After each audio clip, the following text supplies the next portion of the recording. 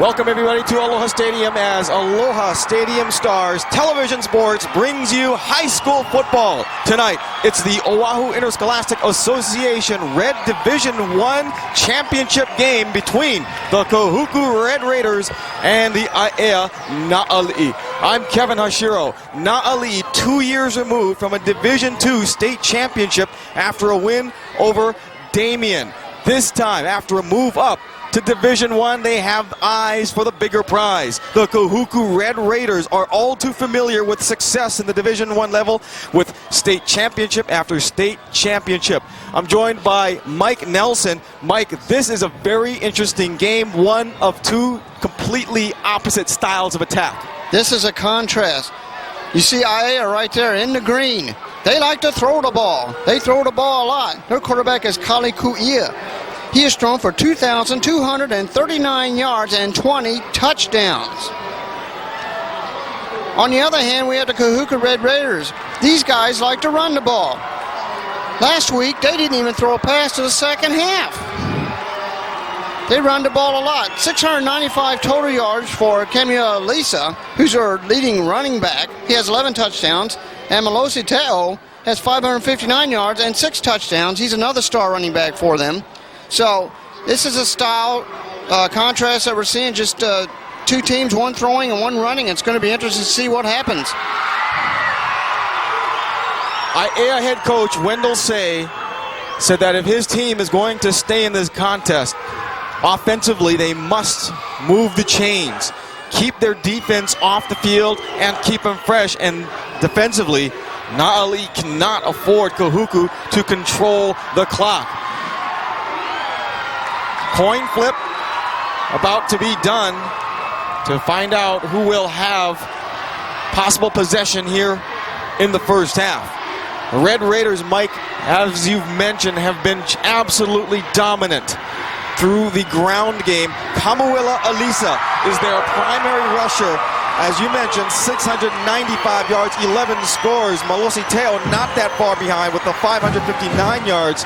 In fact, in the win last week, the semifinal victory over the Farrington Governors, it was Malosi Te'o did most of the damage, scoring 3 touchdowns, including a long 71-yard breaker. Na'ali'i got here last week after a win over Waianae. So this will be a most interesting game. These two teams met in the OIA playoffs last year, and it was Kahuku coming out on top by a final of 32-8.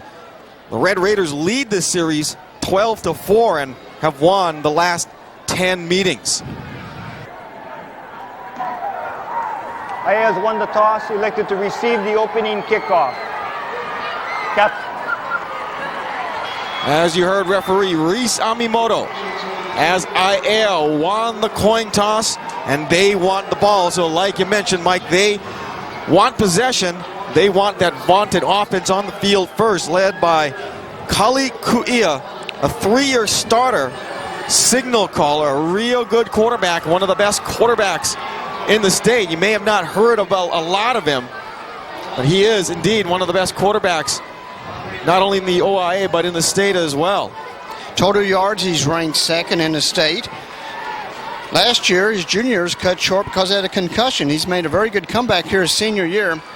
He's a left-handed throwing quarterback, a very good quarterback, has a nice soft pass, and is able to mix it up very well down the field. So the Kahuku defense will have to be very much prepared to see where he's going to throw the ball. And mind you, Na'ali'i run a spread passing type, and their quarterback, Kuia, is very similar to the squad that is responsible for handing the Red Raiders their only loss of the season. That's the Castle Knights. In fact,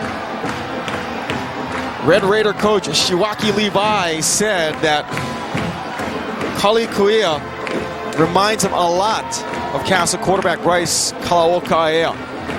Yeah, Castle and the Na'ali'i very similar, and of course that's the only loss that Kahuku had this year was that Castle team. So, you know, the Red Raiders are going to have to watch out in this game. I mean, Aiea is very dangerous. There's no doubt about it. Wendell Say on the left of your screen. Didn't have to come far here to Aloha Stadium. Just across the highway. they could essentially, instead of taking the bus, they could have just carried their shoulder pads with them across the overpass freeway. And there's a lot of fans from Aiea over here. And this is really going to be an interesting game. Of course, you have the Kahuku community. They're always supporting their team very strongly from the North Shore. Absolutely. They brought the caravan from the North Shore.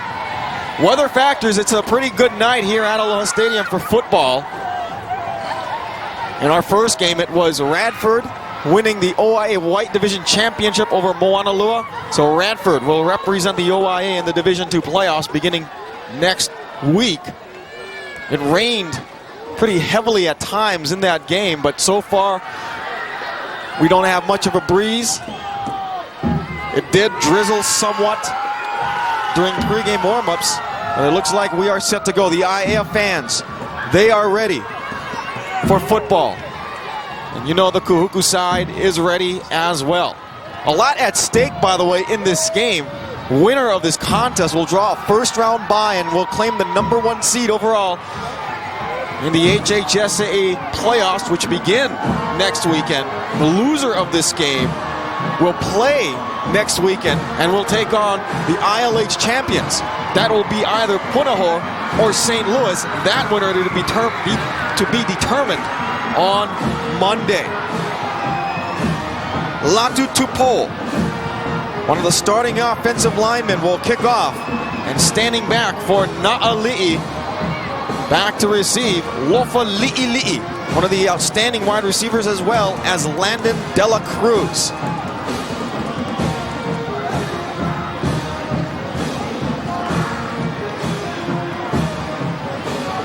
So the crowd beginning to whip itself to a little bit of a frenzy here at Aloha Stadium.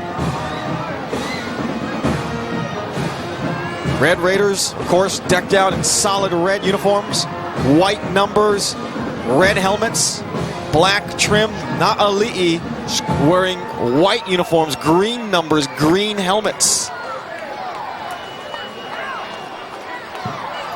But you gotta love it if you're an Aiea football fan. Again, as I mentioned, 2 years ago, winning the Division II championship. Wendell Sake has the opportunity of course, perhaps if he was to go all the way, win both championships, if that's possible. He's already won the D2. He has a chance here at winning a D1. Guy's been at this school now for 27 years. Longtime veteran. Yes, he is. One of the deans. One of the great coaches, and one of the, I guess he's got the longest, well, I'm not sure about that, but one of the longest tenures at any school here. And he's done a lot for the Na'ali'i, and I think you'll see it in this game. You're going to see a well-coached team come out here and play. On the other side of the ducket, you've got Siwaki Levi, who is, I think, unquestionably in his tenure since he began coaching, maybe probably the most successful head coach in the state. In fact, Siwaki Levi, 99 career victories coming into this one. A next victory by Siwaki Levi would give him 100 in just a fabulous coaching career, and what a job he has done. There is Siwaki Levi with the hat, the sunglasses, with the lei. He's done so much for this school. Of course, you know, they were good when Doug Simones had them, but I think Siwaki took them to another level. He won the state tournament with his team, and he's just been a very, very good coach for him over the years. 99 wins, as you mentioned, going for his 100th. Only 20 losses. Kahuku, multiple state championship winners last year in the state tournament after advancing, fell to Lelehua, trying to get back into the states. Or get back into the state tournament and be successful once again. Action being held up while our friends from Oceanic Television are still in timeout. And as we do so, let's just give you some of the announced starters for this game. First, we're going to see Na'ali'i on offense. We mentioned Kuia, the quarterback. The running back is Landon Dela Cruz. The wide receivers, Lofa Li'i, Josh Blakemore, Lahaina Olsen Kuroda, and Josh Asuncion. The linemen, Malone Faumuina, Chris Anakalea, Atajilani, Mako Malepe'ai, and Nikova Sueoka. Red Raiders were introduced offensively Their starters are Colin Krebs at quarterback. We mentioned the running backs, Kamuela Alisa and Malosi Teo. The wide receivers are Redmond Tudor, Jason Evans. The tight end, Devin Unga. The offensive lineman for Kahuku is Justin Abrigano, Latu Tupo, Ken Levi, Ross Solano, and John Manu Olivao. So we are set to kick off. It will be Tupo to get things started. Dela Cruz and Li'i standing back at their own 5-yard line. The OIA Division I championship game about to be settled here at Aloha Stadium.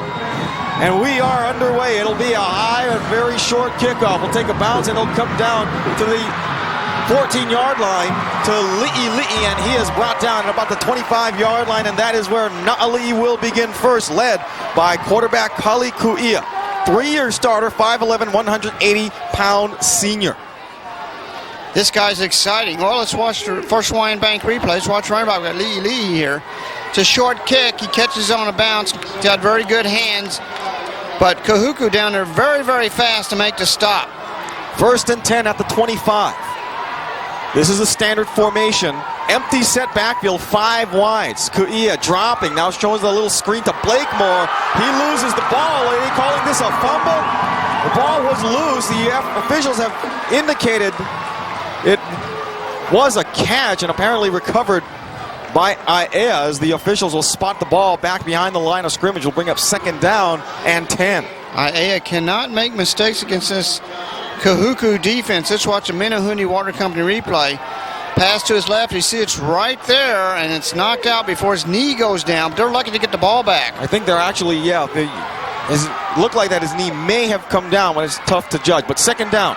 Here comes the rush. Kuia, and incomplete. The receivers got tripped, as the intended target was Lofa Li'i. Li'i got tripped up as the pass went downfield, but I believe the officials are going to say the ball might have been uncatchable. Yeah, I think it's uncatchable. That's why no flag went up. But you see right off the bat what this guy brings to the table with his passing. So he had him out there. He had him out there, Kevin. We'll bring up 3rd down and 10. This is what Wendell says, that he has to try to avoid. Needs to move the chains and keep his defense fresh. 3rd and 10. Kuia dropping, firing, and this pass is incomplete. And now a late flag thrown in the secondary at about the 40-yard line toward the Kahuku side of the field. We may have some kind of defensive interference. They called holding. Holding on Kahuku, and this is going to give the Na'ali'i an automatic 1st down. Wow, that's a big break for Aiea. That pass was totally thrown out of bounds, and have a call like that. Automatic 1st down for Na'ali'i, boy. And it appeared, Mike, that the pass, like the previous one, might have been overthrown and maybe uncatchable. Against the defense. It's a 10-yard foul from the previous spot, resulting in a 1st down.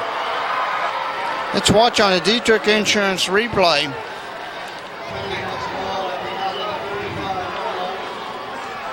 I don't know what he's throwing there, but it certainly wasn't near the target. But just a bad call for Kahuku, a bad penalty. And judging by the replay, it looked like that the pass could have been considered uncatchable. So new life for Aiea as Na'ali'i gets the 1st down via penalty. Kuia dropping, nice pocket, going to go deep down the sideline, going for Li'i, and it's deflected at the way at the very last second. Great job by Julius Purcell, the defensive back, knocking the pass away. Nice play by Purcell. Boy, that was great. Let's watch this again on the Jiffy Lube replay. It's a nice pass, hangs up a little bit, but watch Purcell come in and just knock it down to the last second right there. Boy, that was a great play. Also, Suayesi Tui Maune was coming in if Li'i, the intended target, makes that catch. 2nd down and 10. Li'i makes that catch, he's gone. Empty set backfield here on 2nd down and 10. Trips to the top of your screen. Korea reverses, now fires into the flat, and getting drilled in the backfield is Alan Fonoti. Another great job by the defense, or rather one of the defensive backs, Shiloh Teo, reading the play nicely, causing lost yardage. Tell, great play here. Just a sophomore, a little guy, but he's very quick, gets in there and makes a hit right there. That's just a beautiful tackle and a good read by Tell. We've played a minute here at Aloha Stadium in this OIA Football Championship Division I. 3rd and 14 coming up for Aiea. Again, Kuia in shotgun, empty set with 5 wides. Here comes the rush. They'll try to throw the screen pass out to Fonoti. Fonoti gets past one way, trying to get to the outside. He'll have the first down and 4 more yards and a good conversion on 3rd and long as Aiea picks up the first down on the screen pass to Fonoti. Boy, that was just a great play by Aiea. You see what they can do right here. Let's watch the minus replay. Aiea gets hit.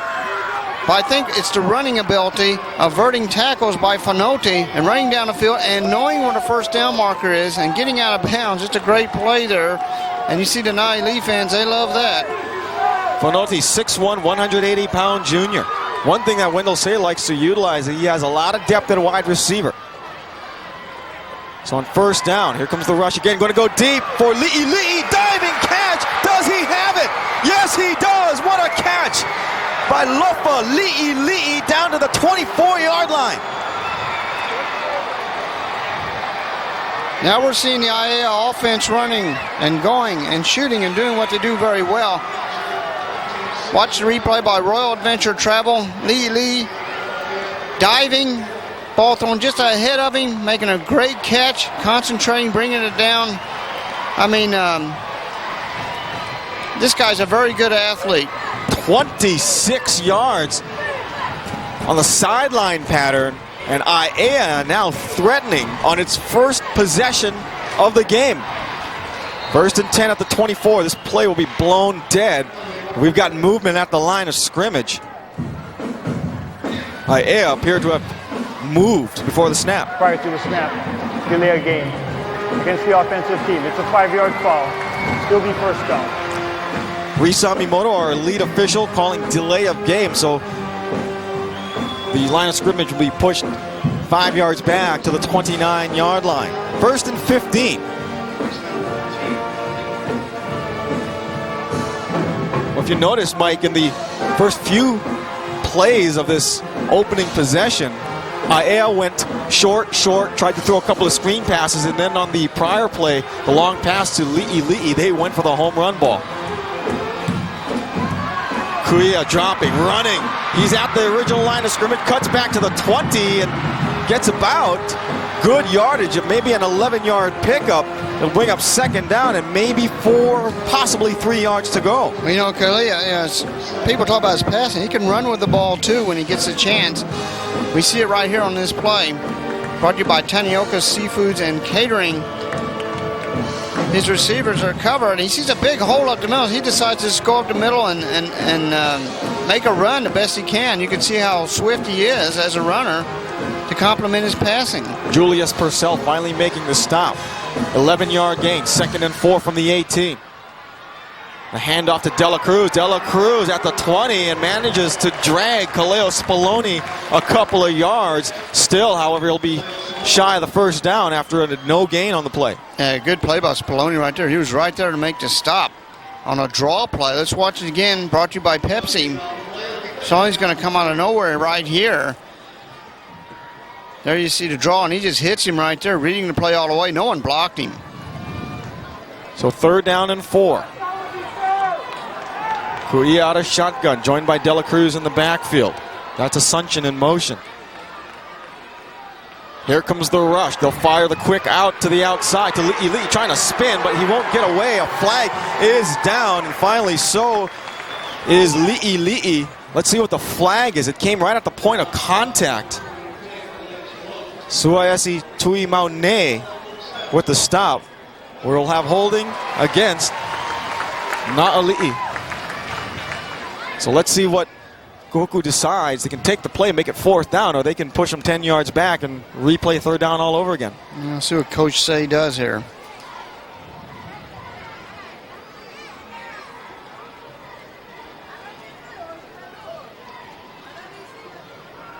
Not sure what Kahuku wants to do. Holding against the offense. The foul is refused. 4th down.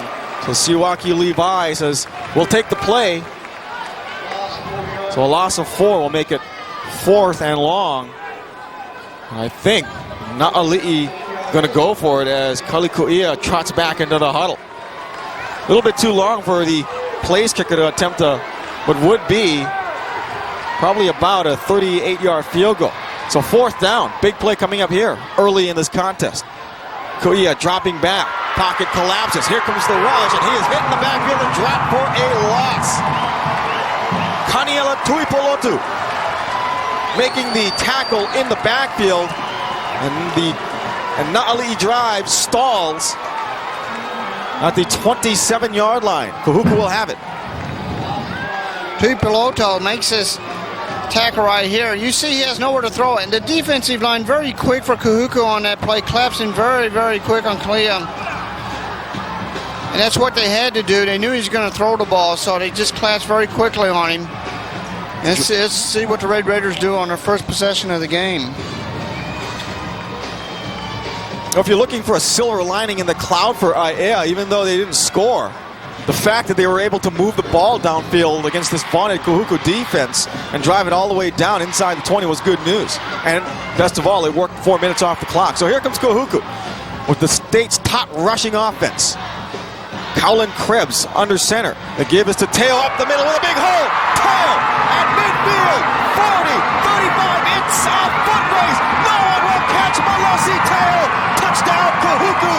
73 yards on the opening play from scrimmage for the Red Raiders. And Kahuku leads 6-0. Wow. God. My goodness. Let's watch this again. Noah Foods of Hawaii replay. Teo is going to get the ball straight up the middle. Look at a hole. One guy hits him. The rest is all Teo. He takes off. Slants so no one can tackle him at the last second, and scores just a dagger in the heart of Aiea. Just like that, they score a touchdown and take the lead 6-0. My goodness. Malossi Teo. There he is, the tailback, as Kahuku going to go for 2, as they normally do. They don't have a reliable place kicker. Pass into the end zone is batted and picked off. This play should be blown dead. You cannot return a defensive extra point. Well, they were trying. Well, in college you can do that, but in the high schools and in the professional ranks, not the case. So it's 7:48 remaining here in the first quarter. Kahuku jumps out quickly on its opening play from scrimmage. Malossi Teo, who had an outstanding game against Farrington last week, rips the first play for 73 yards and a touchdown. It's 6-0. Kahuku leading Aiea here in the OIA championship game. We'll take this. No, we'll leave it right here. And you mentioned, Mike, a stunning turn of events for Na'ali'i, who had a very good opening drive, took the opening kickoff all the way down inside the 20-yard line, couldn't convert, and then Teo simply up the middle. That huge offensive line creates just a little bit of a hole, and the rest is the track speed of Malossi Teo. This is when Coach says, got to get his guys together and say, look, that's just one score. All right, they did that very quickly, but we can move the ball on these guys. Don't worry about that. Forget about it. Get the ball. Let's run down the field and score our own touchdown. This is where it's psychological. He's got to let them know. He's got to let them know they can do the job here. Aiea certainly has the personnel for a quick strike offense, and we certainly saw that. Now you see Teo right there. I mean, just an electrifying runner. So once again, it's going to be Tupou who will tee it up. Latu Tupou, the 5'10", nearly 300-pound center. Now they're going to put Si'ilata to kick.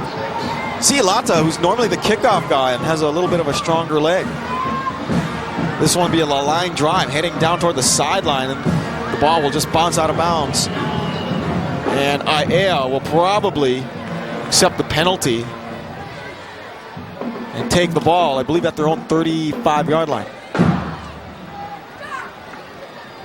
Really, and really, Kahuku, you don't want to do that. You don't want to spot Aiea any more yards than you have to.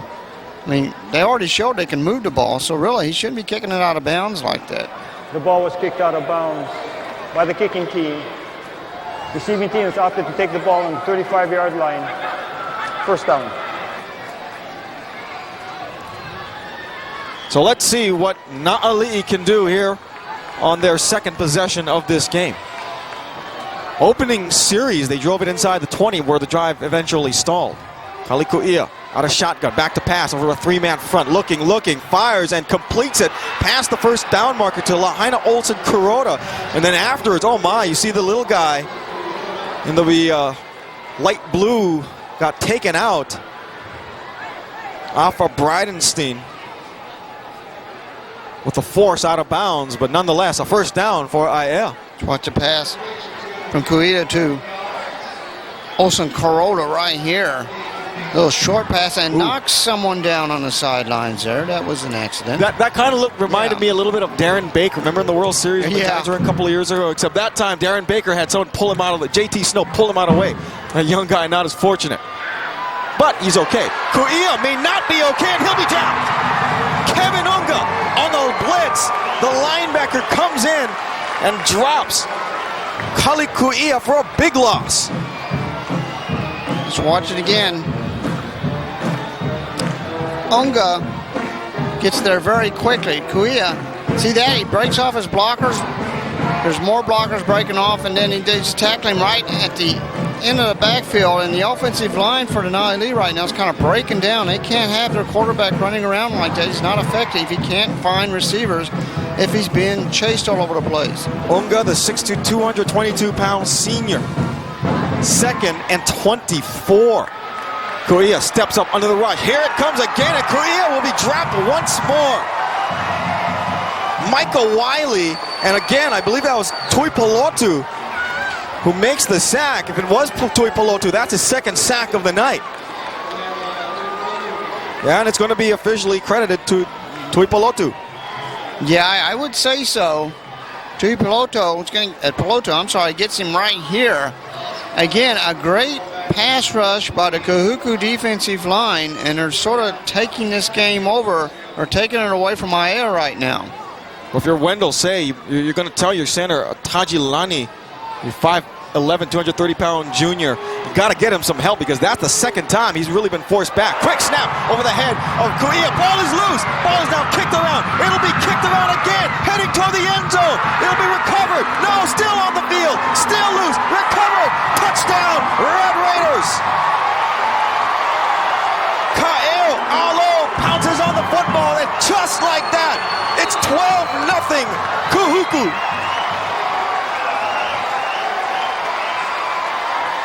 You know, Kevin, you were just talking about the center, and he's the guy that made a bad snap right there. That's what caused that play to happen. And what a play it was for the Red Raiders. I mean, they're scrambling all over the place, and in the rain and the wet, were able to hang on in the end zone and score a touchdown. Very unfortunate for the Na'ali'i, though. You talk about big plays for the Red Raiders. Malosi Teo on the first possession, or the first play for Kahuku. Timeout Kahuku, their first timeout. Timeout Kahuku. They'll talk over the two-point conversion. They'll watch the Menahuti Water replay. There's a snap well over his left arm. He cannot make the catch. He slides because the turf's wet, and at this point in time, it's just people chasing after and kicking the ball all over the place. Almost looks like a soccer match. You see him sliding into the end zone, and finally, it's recovered by the Red Raiders in the corner, and they get a touchdown, a sloppy touchdown, but they get an arms raiser. BJ Beatty actually had two chances to scoop up the football, and he kicked it around. Then Kaleo Spallone had a chance to recover it in the end zone. He couldn't hang on, but finally it was pounced on in the end zone by Kaeo Alo. 12-0. And again, big plays have been the story of this game so far for the Red Raiders. Malosi Teo, 73 yards on Kahuku's first play from scrimmage, and then just moments ago, Kaeo Alo recovering a bad snap from center of Aiea, recovering it in the end zone for the touchdown. 12-0 Kahuku with the lead and trying to add 2 more here on the impending 2-point conversion. If you're Wendell Say, I think you might be telling your center, Atajilani, you got to calm down here, son. Because if you recall, before the high snap to the quarterback, he actually allowed Kaniela Tuipolotu to bull rush him. 2-point conversion coming up. We have movement as the flags are thrown. There was some slight movement by the left tackle of Kahuku and John Manu Olivao, who flinched slightly. And Kahuku will be called for illegal procedure. False start against the offense. It's a 5-yard foul. PAT will take place from the 8-yard line. Let's see if we can see the movement here on a Dietrich Insurance replay. Okay. There you see the movement right there, yeah.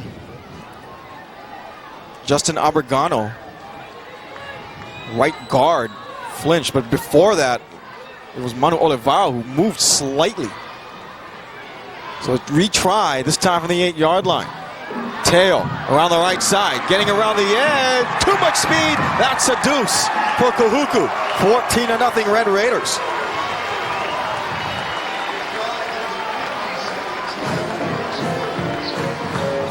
Well, I don't know what to say about, well, let's watch it here on the Jiffy Lube replay. This is the 2 points, I'm assuming, right here by Teo. Yes, it is. You see him, he has great instincts. He goes toward the corner. He sees where it's open, and he can make the cut to get in. 14-0 Kahuku with the lead. And the Red Raiders have only run 1 offensive play from scrimmage. So far for Siwaki Levi, is exactly how I think you've kind of scripted it out. 14-0 Kahuku here in the OIA Red Championship game. Both teams, by the way, will advance to next weekend's HHSAA tournament. But on the line for the winner is a bye in the first round. Coach says he's got to get his guys together and say, look, you know, all right, we're down 14-0. We can still do this. We can still move the ball. Make some adjustments, yes, with the center and the line. Give your quarterback time to throw the ball and do what he's capable of doing. This time, Latu Tupo tees it up, and he'll kick it away. Line drive kick. This will come down at the 5-yard line to Lofa Li'i around the left side, and then loses the ball out of bounds. Nice stop there by Jerry Malufao, the young sophomore making the special teams tackle. With 5:43 remaining in the first quarter, 14-0 Red Raiders. Aiea will have the ball at its own 17-yard line. Jiffy Lube replay. Lee's going to get the ball right here. And you see how slippery he's trying to make cuts, and he's kind of sliding. That's going to play a role here in this game, especially with the passing attack of Aiea. Starting to drizzle once again here at the stadium. Kuia inside slant complete to Blakemore. Blakemore trying to get away, but will not be able to. Great job there defensively as Shiloh Teo once again on the stop, as well as Michael Wiley. Wiley, there he is in the middle of your screen, number 51, an outstanding defensive lineman, 6-foot senior. Let's watch the Price Busters replay. Little short pass and out to the left side, but you can see how quickly Kahuku gets in there to make the stop. That's the thing about Kahuku. This team has so much speed. It's blinding. Yeah, they really do. I mean, they're just so fast. That's why they've been able to shut out 7 opponents this year. Kuia going, trying to stretch it out. This pass will be picked off by Tui Maune, and Tui Maune will go into the end zone, touchdown, but there is a flag in the secondary at the 35-yard line. Let's see if this play and let's see if this interception return will be wiped out. The officials are conferring near the goal line, and this one will come back pass interference against the Red Raiders. And that's a break for Aiea, no doubt about that. And Aiea grabbing the towel and wiping their brows, saying, whoa. So a pass interference penalty nullifies a potential third Kahuku touchdown. Pass interference against the defense. It's a 15-yard foul. Automatic first down. Much to the chagrin of the Kahuku crowd, who wanted to put this game away right then. Let's watch it right here. Price Buster's replay. A little floppy pass going up in the air. I'm not sure it was. It may have been down below your screen where that occurred on that pass interference. Well, that ball just slipped out of the hands of Aiea like a dying duck. The ball had just had no zip to it whatsoever. Again, inside screen. Li'i trying to get to the outside. Hit once and brought down on the second time. Julius Purcell, one of the Purcell twins, making the tackle. Li'i will pick up 2 yards, making it 2nd and 8. You just see how quick, again, that defense is. They pick up the play. They're very quick to get in there and make the stop. They didn't even have a chance really for a screen to set up. Let's watch on a minus replay. They're trying to set up again the inside receiver screen right there, but see how fast Kahuku is there to make the stop. He can't even block him out of the way. Good discipline as well. They had a feeling that little inside screen was coming. Dela Cruz can't get anything up the middle. BJ Beatty, Ka'eo Alo, Kaniela Tuipolotu. We've called Tuipolotu's name quite often here in the first quarter. It'll bring up 3rd and long after a loss of a yard. Let's watch it right here. It's a straight right up the middle, but again, that defensive line just beating up on that Aiea offensive line. That's the first running play I've seen him pop off here for a while. Yeah, the first called running play. Yeah. 3:40 remaining here first quarter. 14-0 Red Raiders jumping out early. Aiea dropping. Here comes the rush. Aiea stepping up. Has some running room on the left side. Aiea gets the first down, steps back in, and cuts back into Red Raider territory at the 45-yard line. Will here pick up a first down. BJ Beatty chasing him down from his defensive lineman spot, but not before. Aiea rips off almost 20 yards. Watch the Tanioka's replay. Aiea, I mean, this guy's exciting to watch. I don't know what to say about him. Yes, he's a great passer, but yes, he can also run with the ball. We saw it right here. He saw an opening and decided to take it. Why not? Goes all the way down the field for a first down for the Aiea. You can understand why Kali Aiea is so dangerous, but not only as a passer.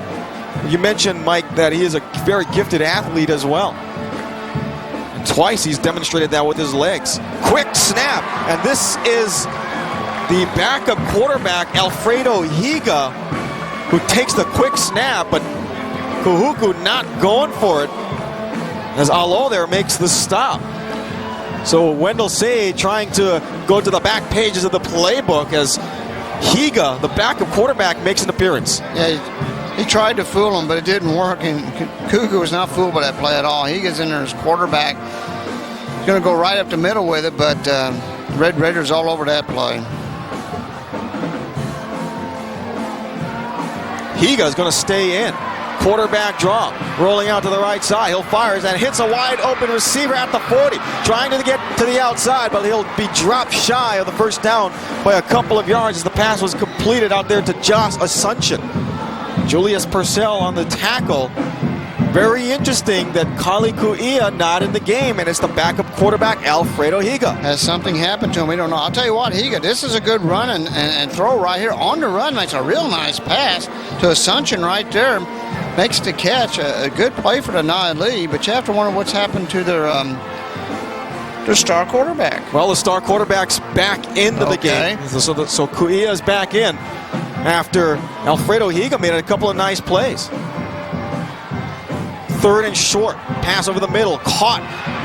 Asuncion has the first down, and forced out of bounds at the 32-yard line. Pickup of 5, but again, that results in an Aiea first down with 2:04 remaining here in the first. Let's watch it again.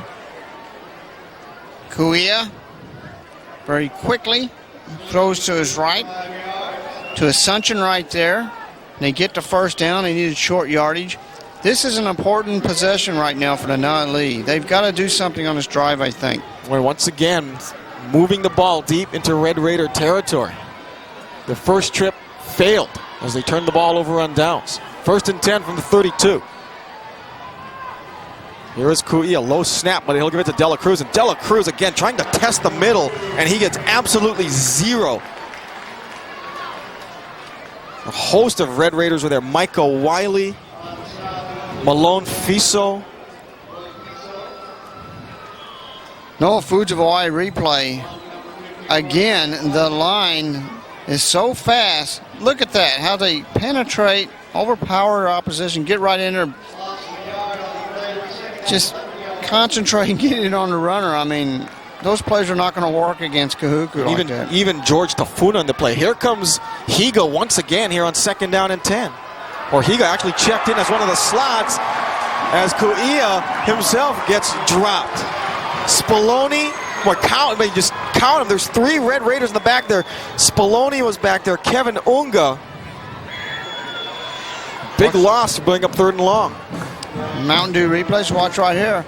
Look at that, on a blitz. No one blocked him. He zeroes in on Kauia and just knocks him for a loop. Don't forget Michael Wiley. He was there as well. So after now, Lee got the ball to the 32-yard line of the Red Raiders. Ball is now back at the 42, bringing up 3rd down and 20. Kauia, here comes the rush again. He'll have to step up in the pocket, and Kauia will be dropped. Unga will be credited with the tackle, but again, it's that ferocious rush from those ends which is forcing Kauia to step up in the pocket. This is coming from all directions, everywhere. I mean, he doesn't have a chance at all. He's running around. He can't find anybody to throw to, and he can't run either at this point in time. So it's got to be very frustrating for Kauia.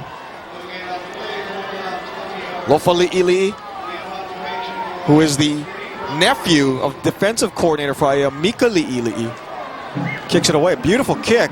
He'll take a bounce, and it's saved, but did it break the plane of the goal line? It did. Oh, that's too bad. Looked like that looked like a real nice save there. Well, again, in high school, if the ball just breaks the plane of the goal line, it's ruled an automatic touchback. So that is the final play of the first quarter. And Kahuku, who ran 1 offensive play in the first quarter, also got a defensive touchdown, leads 14-0. Back for the second quarter here on Aloha Stadium Stars Television Sports.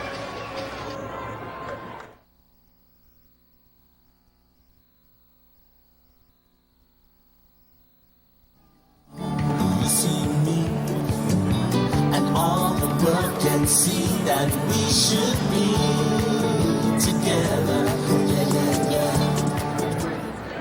When it comes to taking care of people's cars, just look for the Jiffy Lube sign. Doing what it takes, 1 car at a time. Doing what it takes at Jiffy Lube.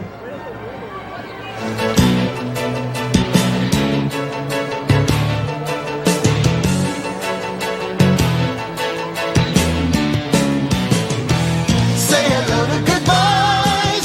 Say hello to Price Busters.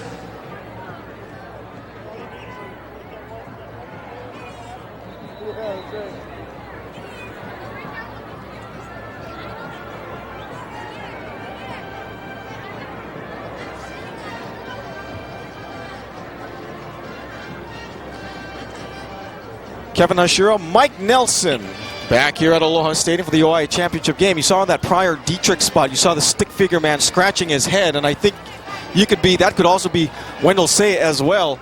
He's got to try and solve the problem, because right now the big problem, it's Kahuku's defensive front, which is wreaking havoc on Aiea's vaunted ball-moving offense. Well, if you think about it, they're controlling the game. They really are.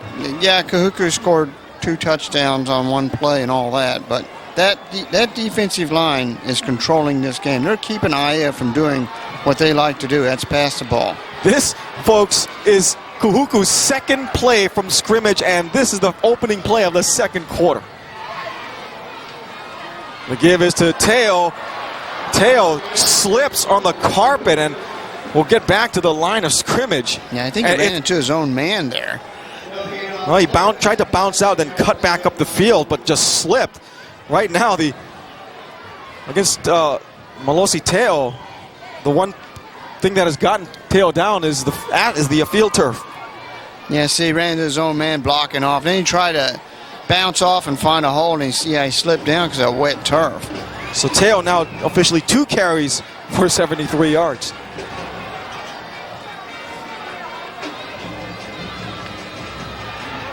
Back to pass on the play action. Pass is complete out to the tight end, Devin Unga.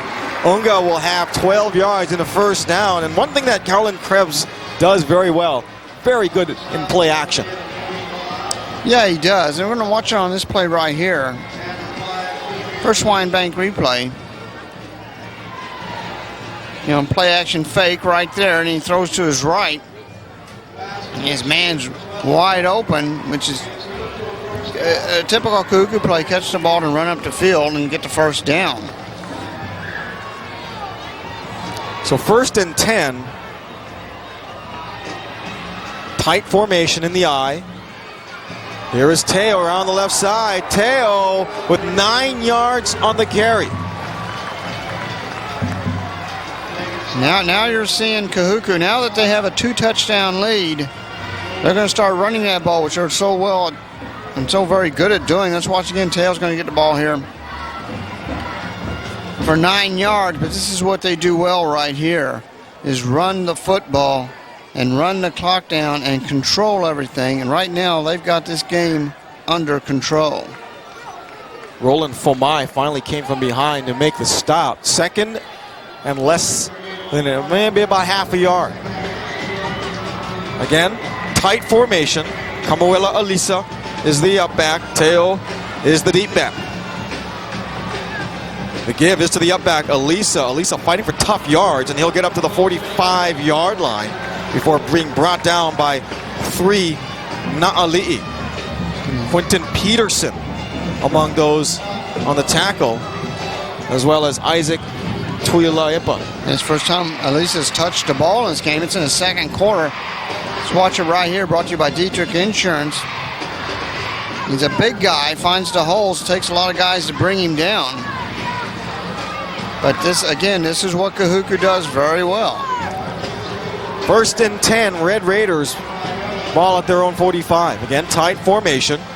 The give is to Alisa, who is lined up at the tailback. Alisa will gain almost 4 yards before being brought down. There is a flag on the play. Stili Malepeai, as well as Justin Hunt. There he is, number 95. Holding, by the way, called against Kahuku.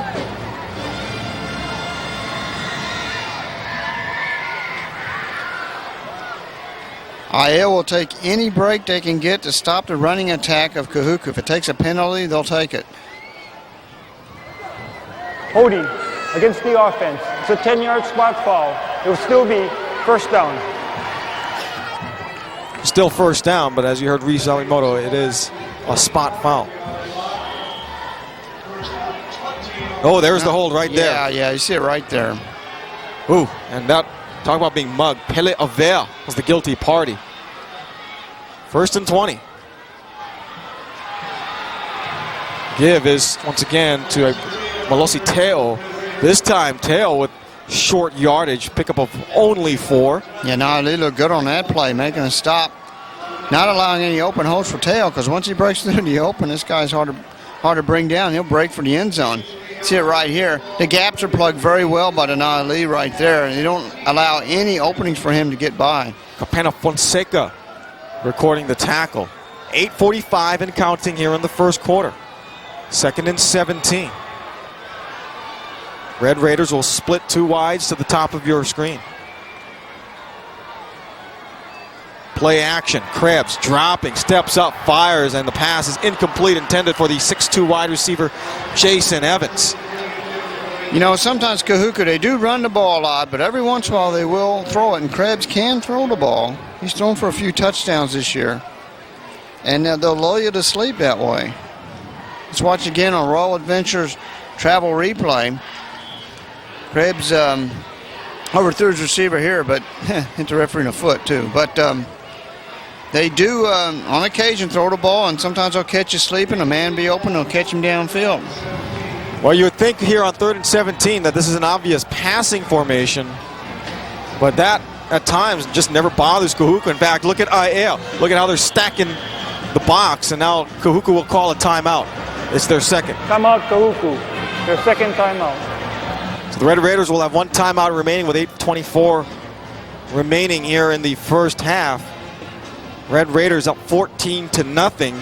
Malosi Teo on the first play of scrimmage for Kahuku, 73 yards, making it 6-0. And then Ka'io Alo recovering a fumble in the end zone, making it 14-0 after the 2-point conversion. And that's where we stand right now. Again, the winner of this game not only wins the OIA championship, but will earn the first round bye the HHSA playoffs. So they'll have next week off. The loser of this game will be the number 2 seed of the OIA, and they'll have perhaps the unenviable task of facing the ILH champion, which will, by the way, be St. Louis or Punahou. That game will be played on Monday night right here at Aloha Stadium. My goodness, the ILH this year, I mean, geez, they all beat each other, you know. I mean, it's just exciting to watch it. And it's going to be interesting to see who wins that game Monday night. The OIA what got pretty crazy here as well. I mean, we've seen not only your typical powers, like your Kahukus just continuing to dominate, but then we've seen the revival of some other programs. Waianae comes to mind, a proud program that has been down over the last few years and finally making a re-emergence as a power on the west side. We've seen Mililani bounced out of the OIA playoffs quickly. Castle, the OIA East Red champion, surprised somewhat by Aiea. Although you look at where Aiea's where they are right now here in the championship game, it turned out to be not so much as a surprise.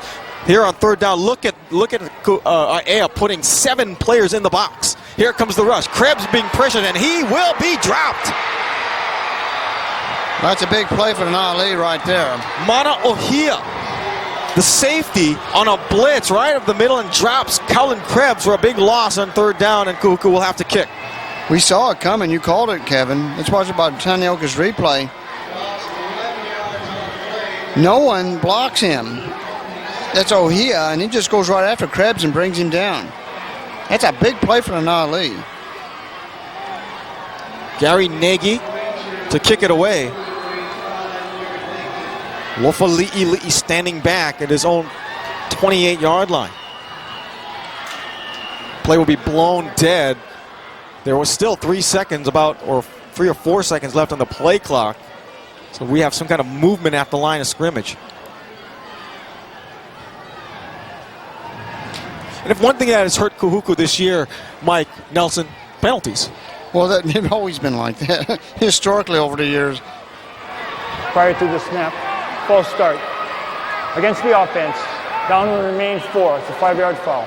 Penalties and the kicking game. Yeah, and over the years, I mean, these guys amass a lot of penalties. Isiwaki Levi, sure not happy about that call. So here we go, 4th down, and boy, Kahuku has to go back home to the North Shore to pick up the first down. Beautiful punt by Nagy. Will take Li'i from the 37. Gets a block around the outside. Li'i will be forced out of bounds just shy of midfield. They'll spot it at Aiea's own 49-yard line. So with 7:23 remaining here in the first quarter, Aiea with decent field position here to start off this drive. But Mike, as you mentioned on the previous Aiea possession, where they need to not only move the ball, which they have been, but they need to start punching it in and get some points. I'll tell you what, that Ohia dunk of Krebs, that's going to, I think, play a very pivotal role right here. I mean, the Na'ali only down 14-7. They've got a chance to do something here close to midfield. Trips to the top of your screen as Kali Kuia shotgun.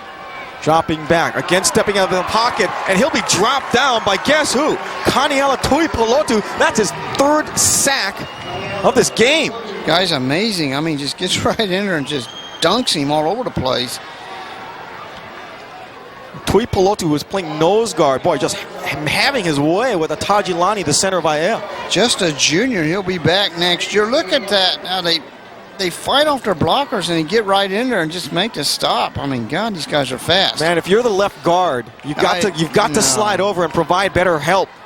Somebody's got to do something. And they're doing by the way, with a 3-man rush. Yeah, I noticed that. Here on 2nd and long, pass is complete to the outside and complete out to Lahaina Olsen Kuroda.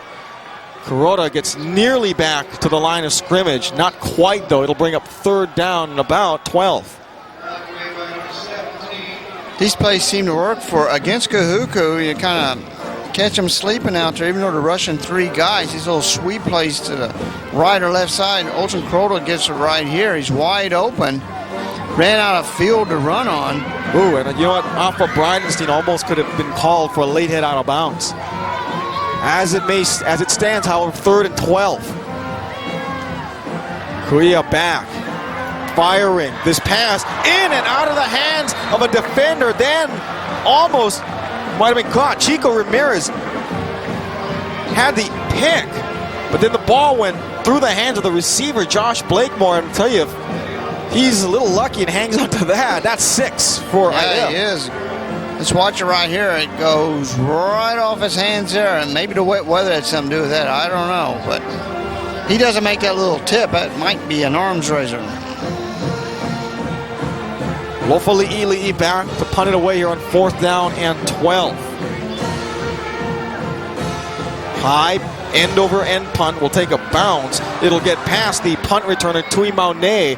Picked up for some reason by Tui Maune at the 1. Tui Maune cuts back and finally is brought down at about the 30-yard line. So what looked to be disastrous, Suasi Tui Maune, who had the ball go under his hands and then for some reason fielded it at about the 2. Maybe he felt that he touched it, but he turns out to pick up a very nice return.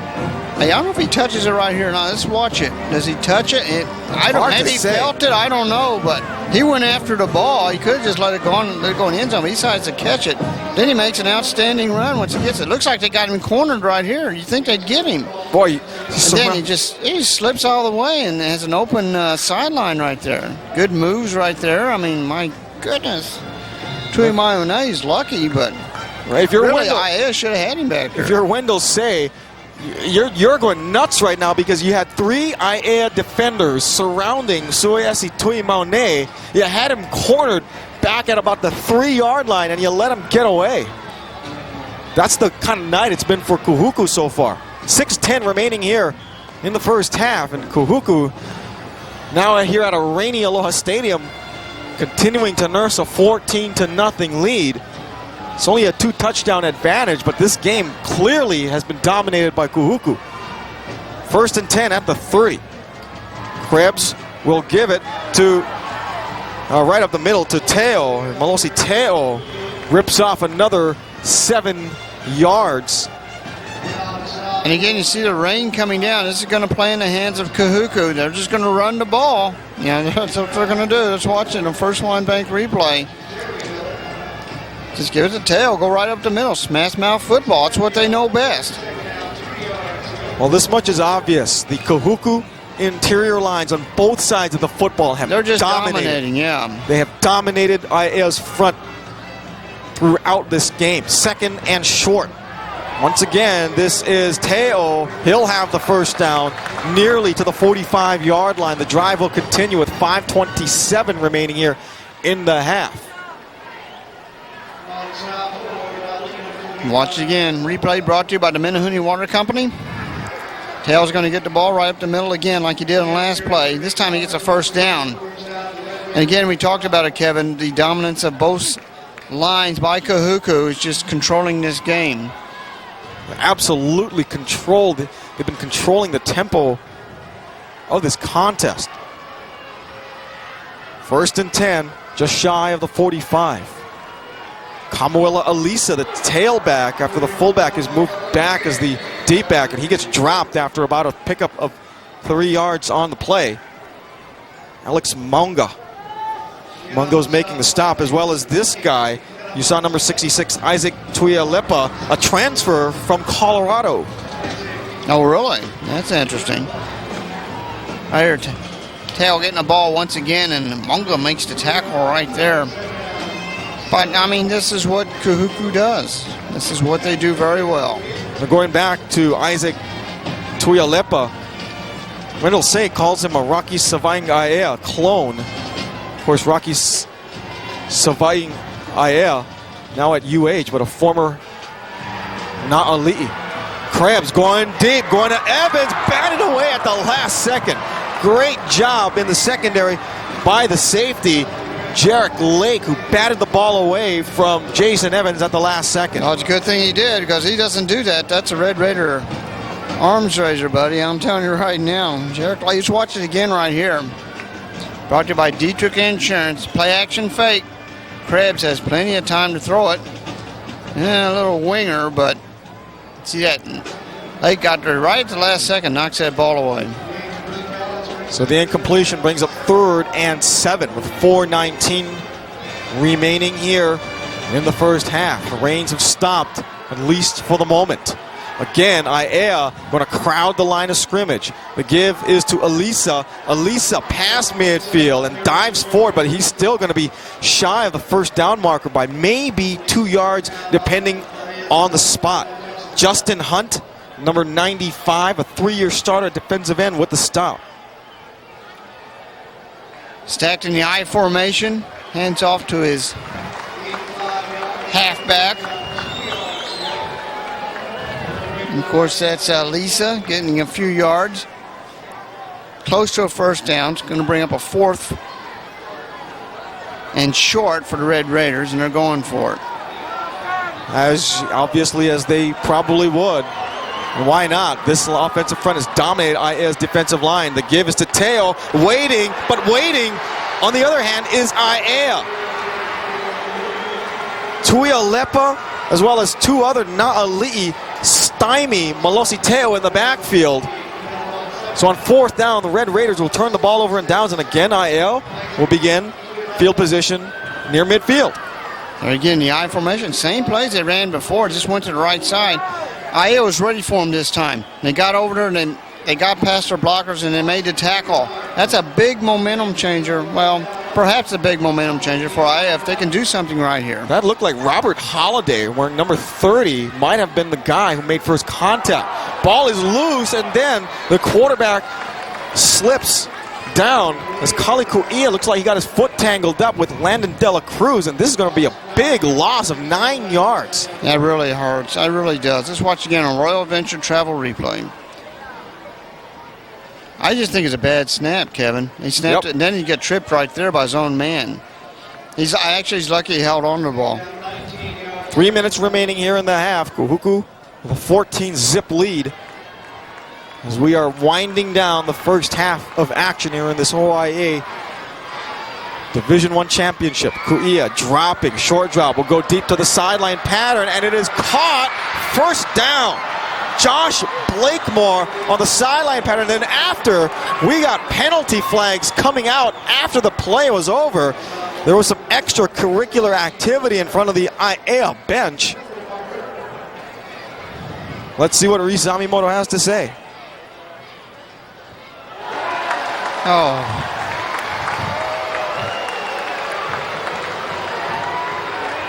Let's watch on Tanioka's replay. This is a beautiful pass play to Blakemore right here. He catches it over his shoulder and then goes out of bounds, and then something happened. Not sure what it was, but it happened against a Na'ali'i. What had happened upfield, and I think an Aiea receiver planted one of the Kahuku defensive backs at about midfield, but we'll have to see if the first down stands first and then the 15-yard mark off after.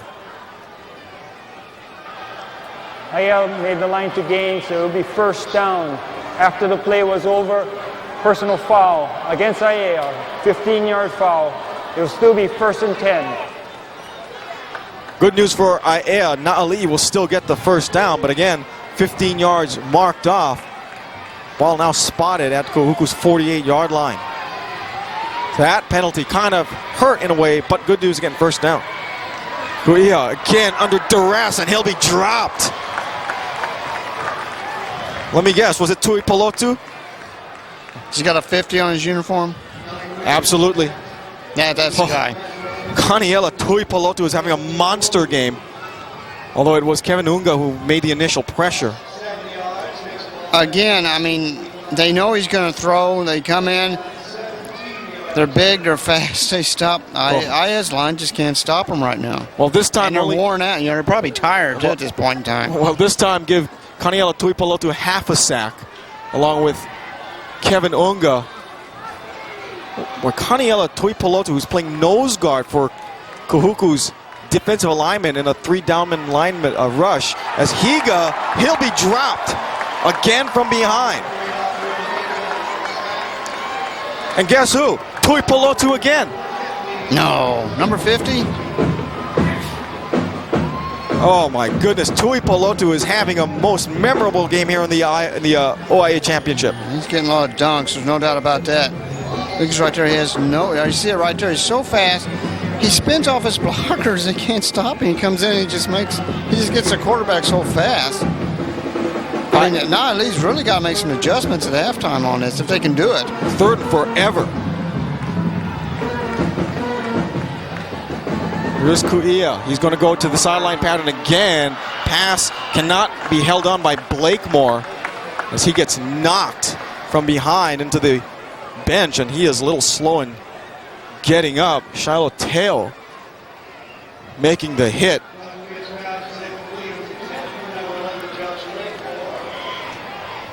Watch replay right here. Going to his left side. And he drops the ball. He doesn't catch it. It's unfortunate again for Nali. Li'i standing back to kick it away. High wobbly kick. Shiloh Teo hit immediately after feeling the punt at about the 27-yard line. So very, very short return. James Buchanan on the special team stop with 58 seconds remaining here in the first half, which has been somewhat of a nightmare for Na'ali'i. Yeah, it really has. I mean, I don't know. Coach says he's got to say a lot at halftime here because he's got to make some adjustments. He's going to have to talk to his linemen. 58 seconds remaining. We'll take this short break and bring you back the conclusion of this first half. It's 14-0 Kahuku here on the Aloha Stadium Stars Television Sports.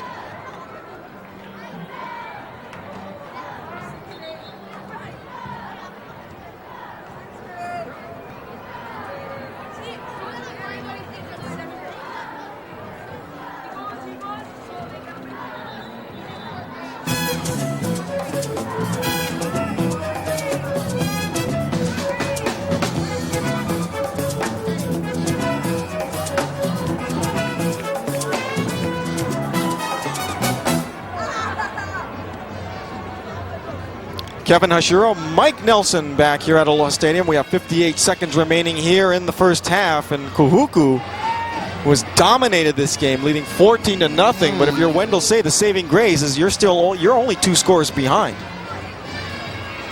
Toss sweep to the left side, and this is Molosi Teo again trying to get around the edge and then forced out of bounds at about the 31. Make it the 32-yard line by a pair of Na'ali'i defenders. Clock will stop with 51 seconds remaining.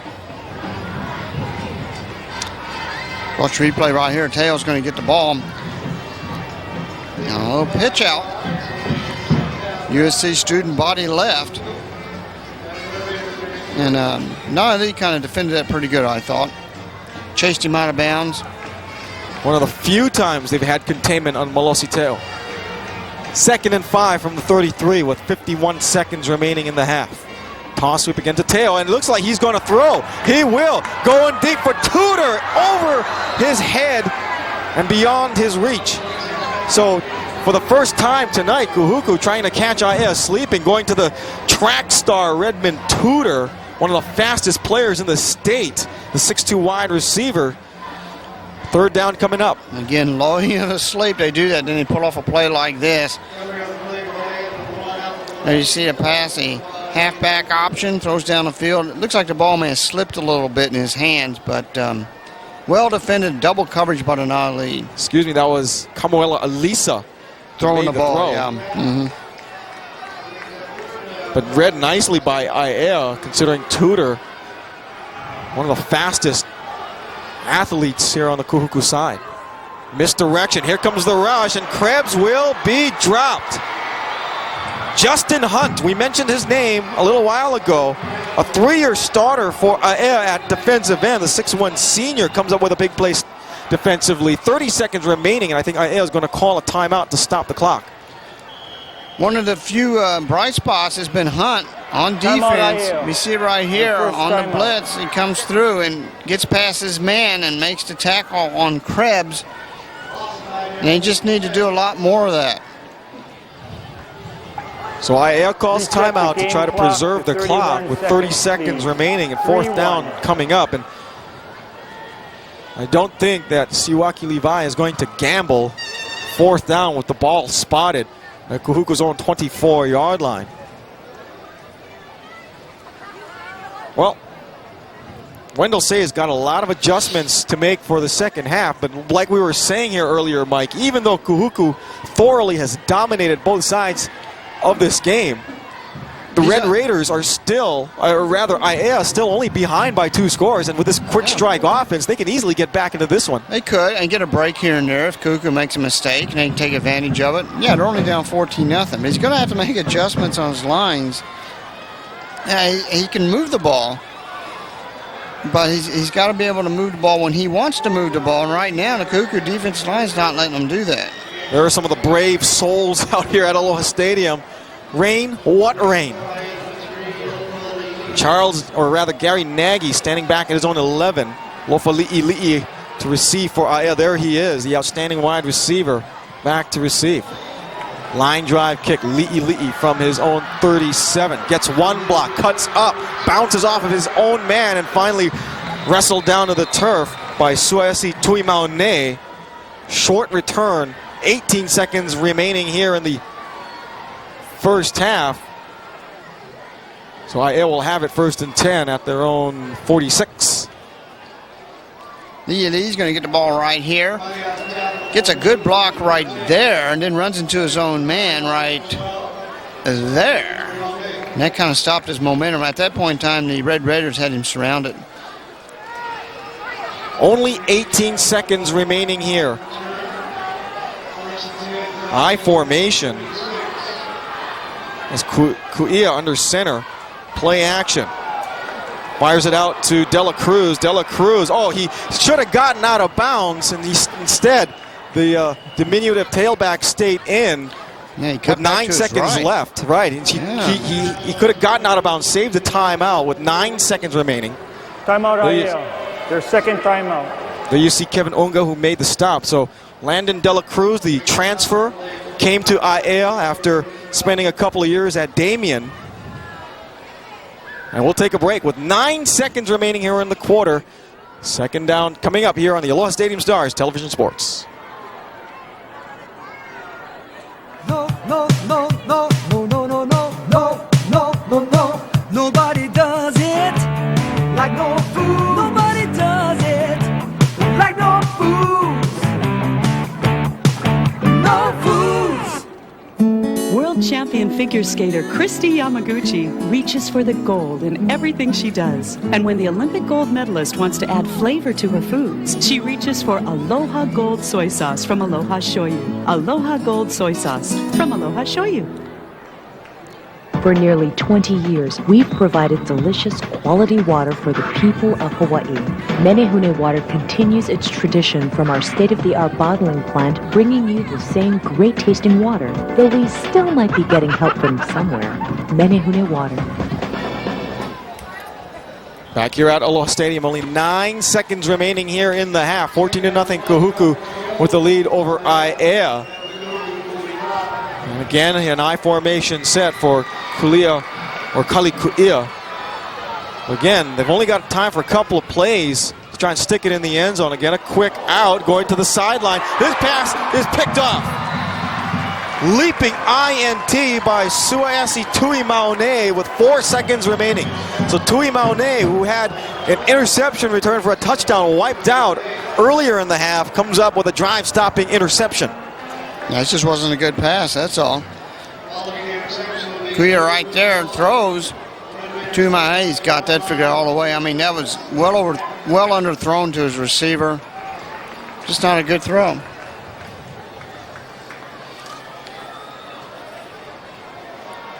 Well, Aiea, which has been under intense pressure offensively, especially when Kahuku drops back to pass. It seems like he's seen number 50, Kaniela Tuipolotu, in his face all night long, just simply under center and just going for those little quick passes.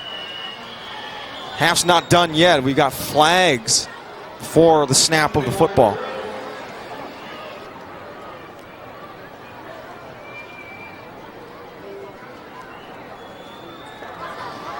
Prior to the snap, false start. On the offense, it's a 5-yard foul. Remains first down. So again, 4 seconds remaining as the ball is pushed back another 5 yards, making it 1st and 15. Siwaki Levi is, I think, maybe overall pretty pleased with his team's performance, even though they've hurt themselves with a couple of penalties. Defensively, though, his Red Raiders have just been stellar. This could be the final play of the half. And the give is to Teo. Teo dragged down at the 25-yard line, and that will be the final play of the first half. A half dominated in the interior lines by the Kahuku Red Raiders, both on the offensive and defensive side of the ball. 14-0 is our score here at the half. Kahuku leading Aiea here in this OIA Division I championship game. Jim Oshiro and Don Belena will bring you the rest of this game here in the second half of action. For everybody here at Aloha Stadium, for Mike Nelson, I'm Kevin Oshiro. Stay tuned. Second half is coming up here on the Aloha Stadium Stars Television Sports.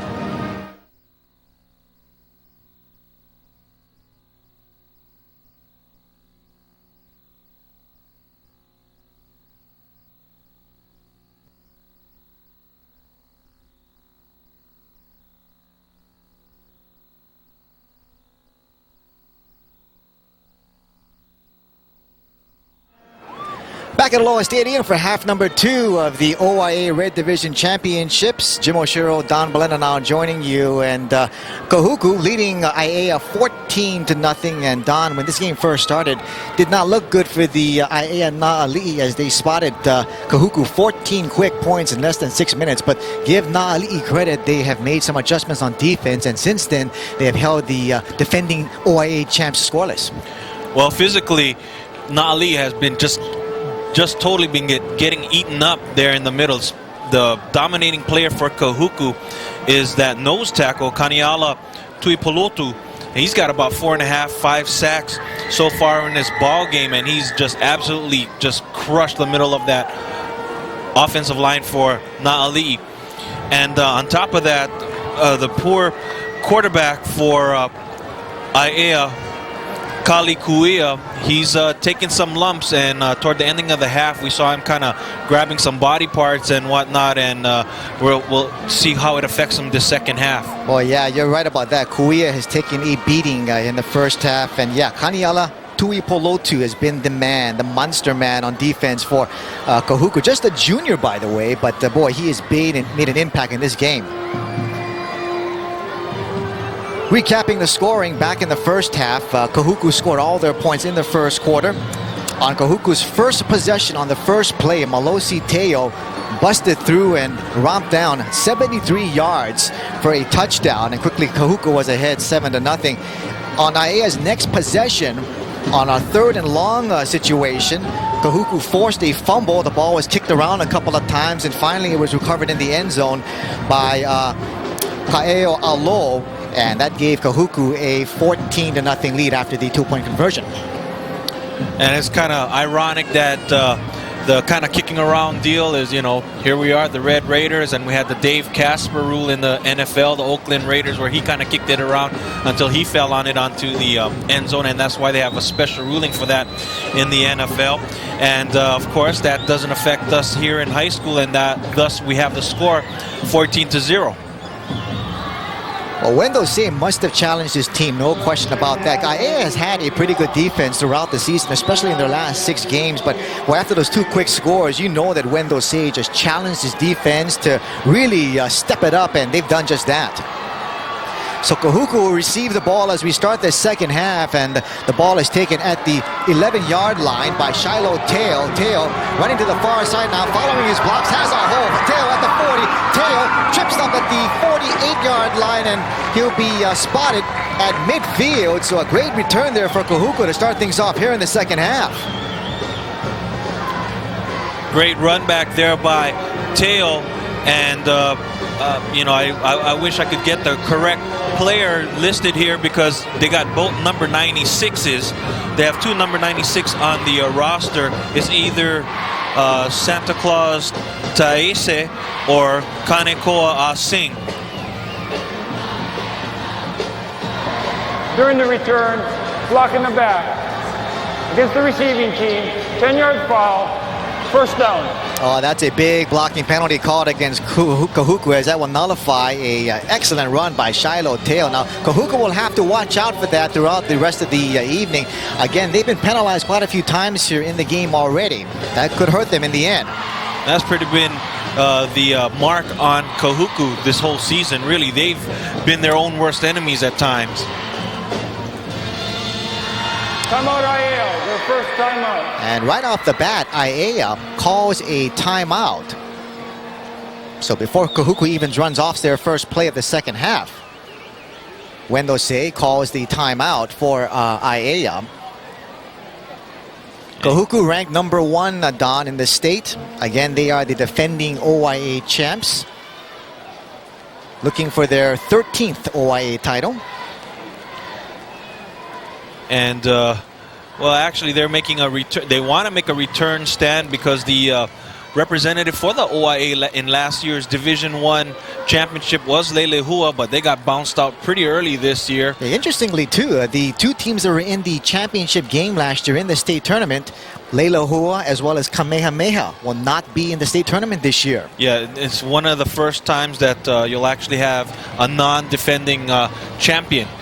Usually it's either been Kahuku or St. Louis doing, defending the title, but we're not going to have any of that this year. Of course, Kamehameha getting bounced out just a couple of nights ago here against St. Louis.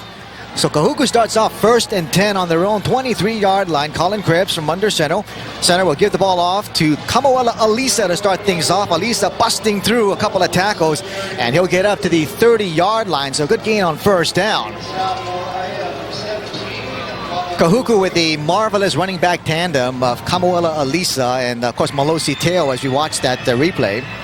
So we'll get to see the other guy of that two-headed running back monster back there. This is, again, Kamuela Alisa as he kind of tries to find some space in there and does a great job as he picks up about 7 yards on that play.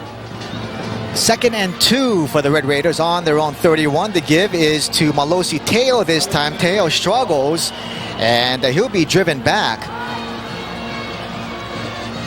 Again, the Aiea defense, boy, how they've turned things around since those first 2 scores. I mean, they have really, really played excellent defense since.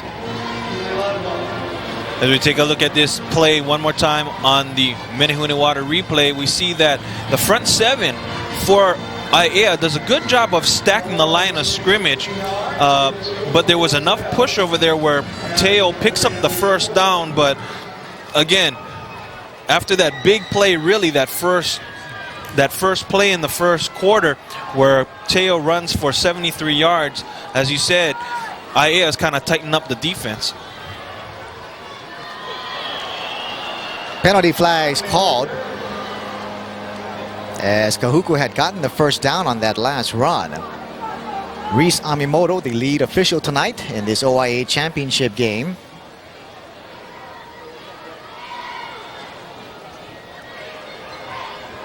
Prior to the snap, false start.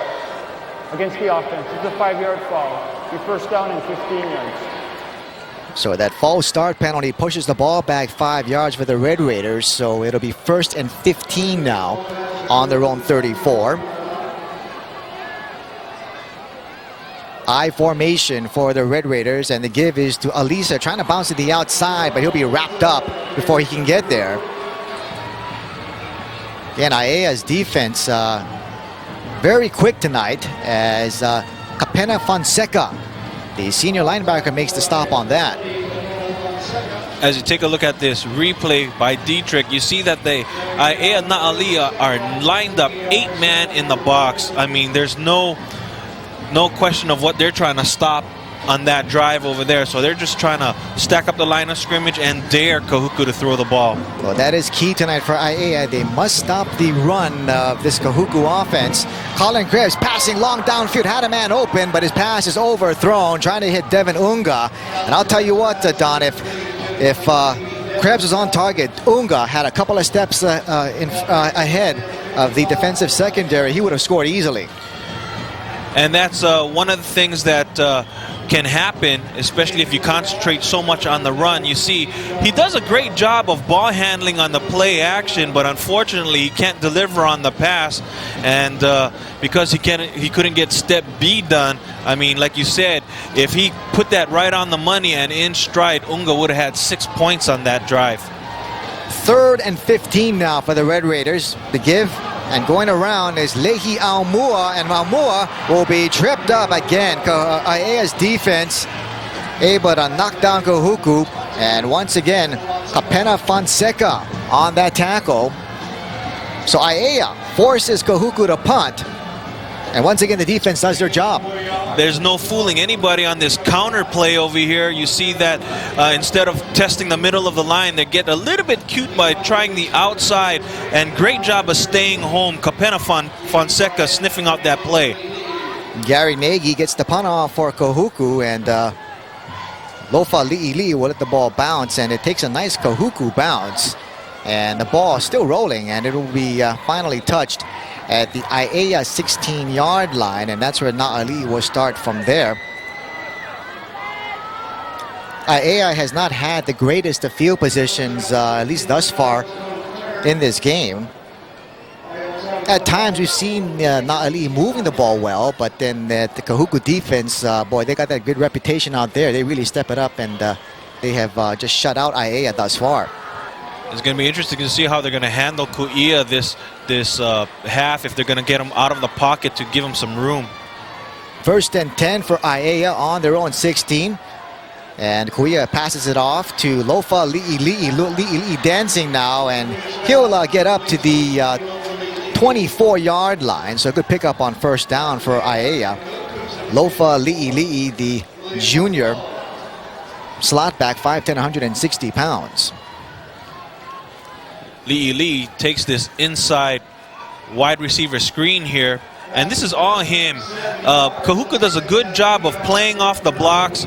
Their defensive backs are not only fast, they're real strong. They absolutely out-physical the receivers for Aiea. Li'ili, the top receiver in the state. Every time he catches that ball, he averages about 19 yards. 2nd and 3, and the give is to Landon De La Cruz, the senior running back, and he'll get nothing on that. That running play has not really worked at all tonight for Aiea. Of course, Kahuku has always been known for their tough run defense. And we actually get to call somebody else's name on the defensive line for Kahuku, as we see number 51 penetrating and doing a great job of wrapping up, and that is Micah Wiley. So 3rd and 7 for Aiea with 7:45 left here in the 3rd quarter. 14-0, Kahuku leading Aiea. Kuia will pass it off, and it's complete out to Li'ili'i, but he'll be about a yard or two short of the 1st down marker. Chico Ramirez was there on coverage.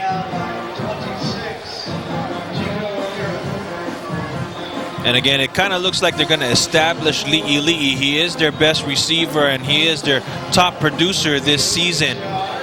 And he's just short of the 1st down, and I think it's a little bit too early for them to start playing around. And right now, they just need to take care of some field position, and their defense has done a good job. So Aiea over here making a good decision by punting. Timeout Kahuku, their first timeout of the 2nd half. And now Kahuku calls a timeout here with 7:32 left. And while the teams take a timeout, we'll take one as well. Kahuku leading Aiea 14-0. We'll be right back on Aloha Stadium Stars Sports. Have you been to Midas Hawaii? When it comes to service, we're set to the bar. To Midas, why you came for this and we do that, so we might as well.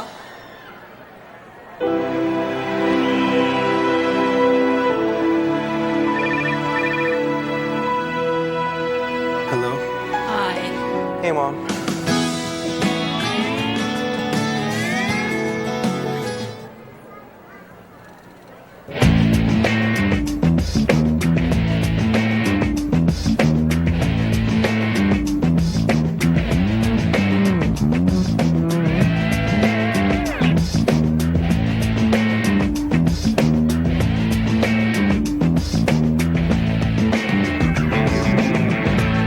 At Hawaii Pacific University, you don't have to give up the things you love to get a quality private education.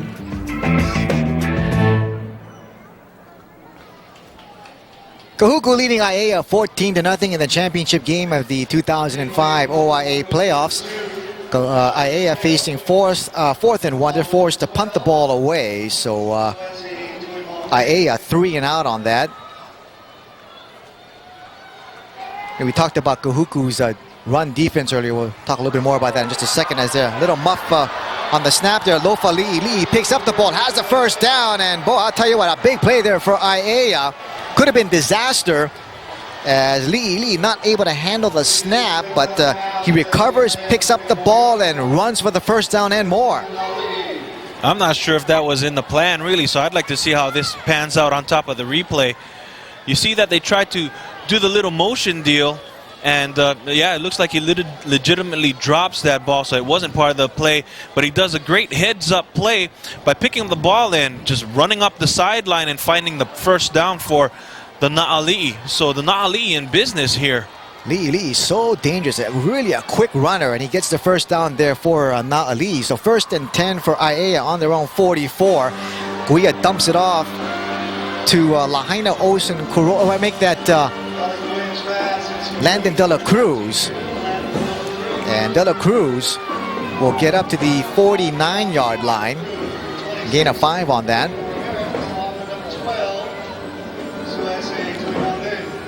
Let's take a look at that on the replay. Take a look at it one more time. That screen pass was actually thrown to number 32, Matt Higa. And that was snuffed out nicely, but then not after Higa picks up about 5 yards on that play.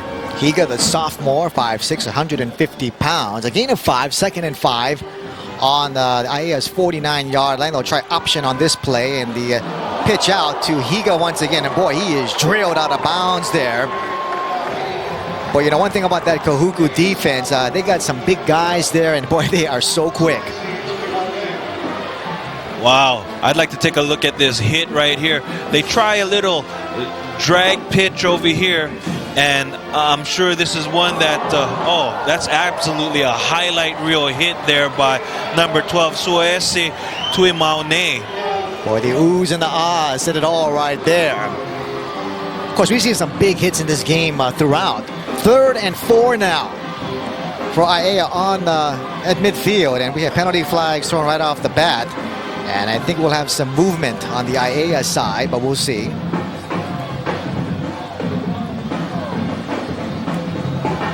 Prior to the snap, false start. On the offense, the 5-yard foul. Remains 3rd down. So the penalty goes against Aiea. Make it 3rd and 9 now for Na'ali'i. Now, getting back to Kahuku's defense, I mean, we talked about their run defense, how tough they are, but let's face it, their defense has just been tough all year, period. I mean, here's a team that's given up just 30 points through 9 games. And most of those points came in that defeat to Castle. Yeah, Castle is the only team that defeated Kahuku this year. First game of the regular season, by the way, 23-6 as they beat the Red Raiders, as Kauai's pass long down the far sidelines is overthrown, so that'll bring a 4th down for Aiea. Hard to imagine, too, that Kahuku, out of their 9 games, they've got 7 shutouts. That's almost unheard of. As a credit to the defensive players and the coaches putting together such a great game plan. And they've shut down some pretty high-powered offenses like Kapolei and what have you. Kapolei only scored 7 points against the Red Raiders in the quarterfinals of the OIA playoffs. Aiea punts the ball off, and the ball is taken at the 26-yard line. And still on his feet now, and he'll bring the ball up to the 20, rather make it the 43-yard line. So a lot of action there on that return punt. So Esi Tuimaune with the return there for Kahuku. A little bit of extracurricular there. Glad they kind of cleaned that up real quickly. Li'i had to kind of reach back, and it hit an end-over-end kick. And we see, oh, the ball was actually fumbled. That's the reason why there was such a melee over there. And they were trying to get after that ball. A big prize of the winner, the OIA championship, as well as a first-round bye in the state tournament next week. 1st and 10 for the Red Raiders on their own 43. The give is to Malosi. Teo busts through now, out of the open. Teo at the 30, Teo at the 20, Teo at the 10, the 5. Touchdown, Kahuku.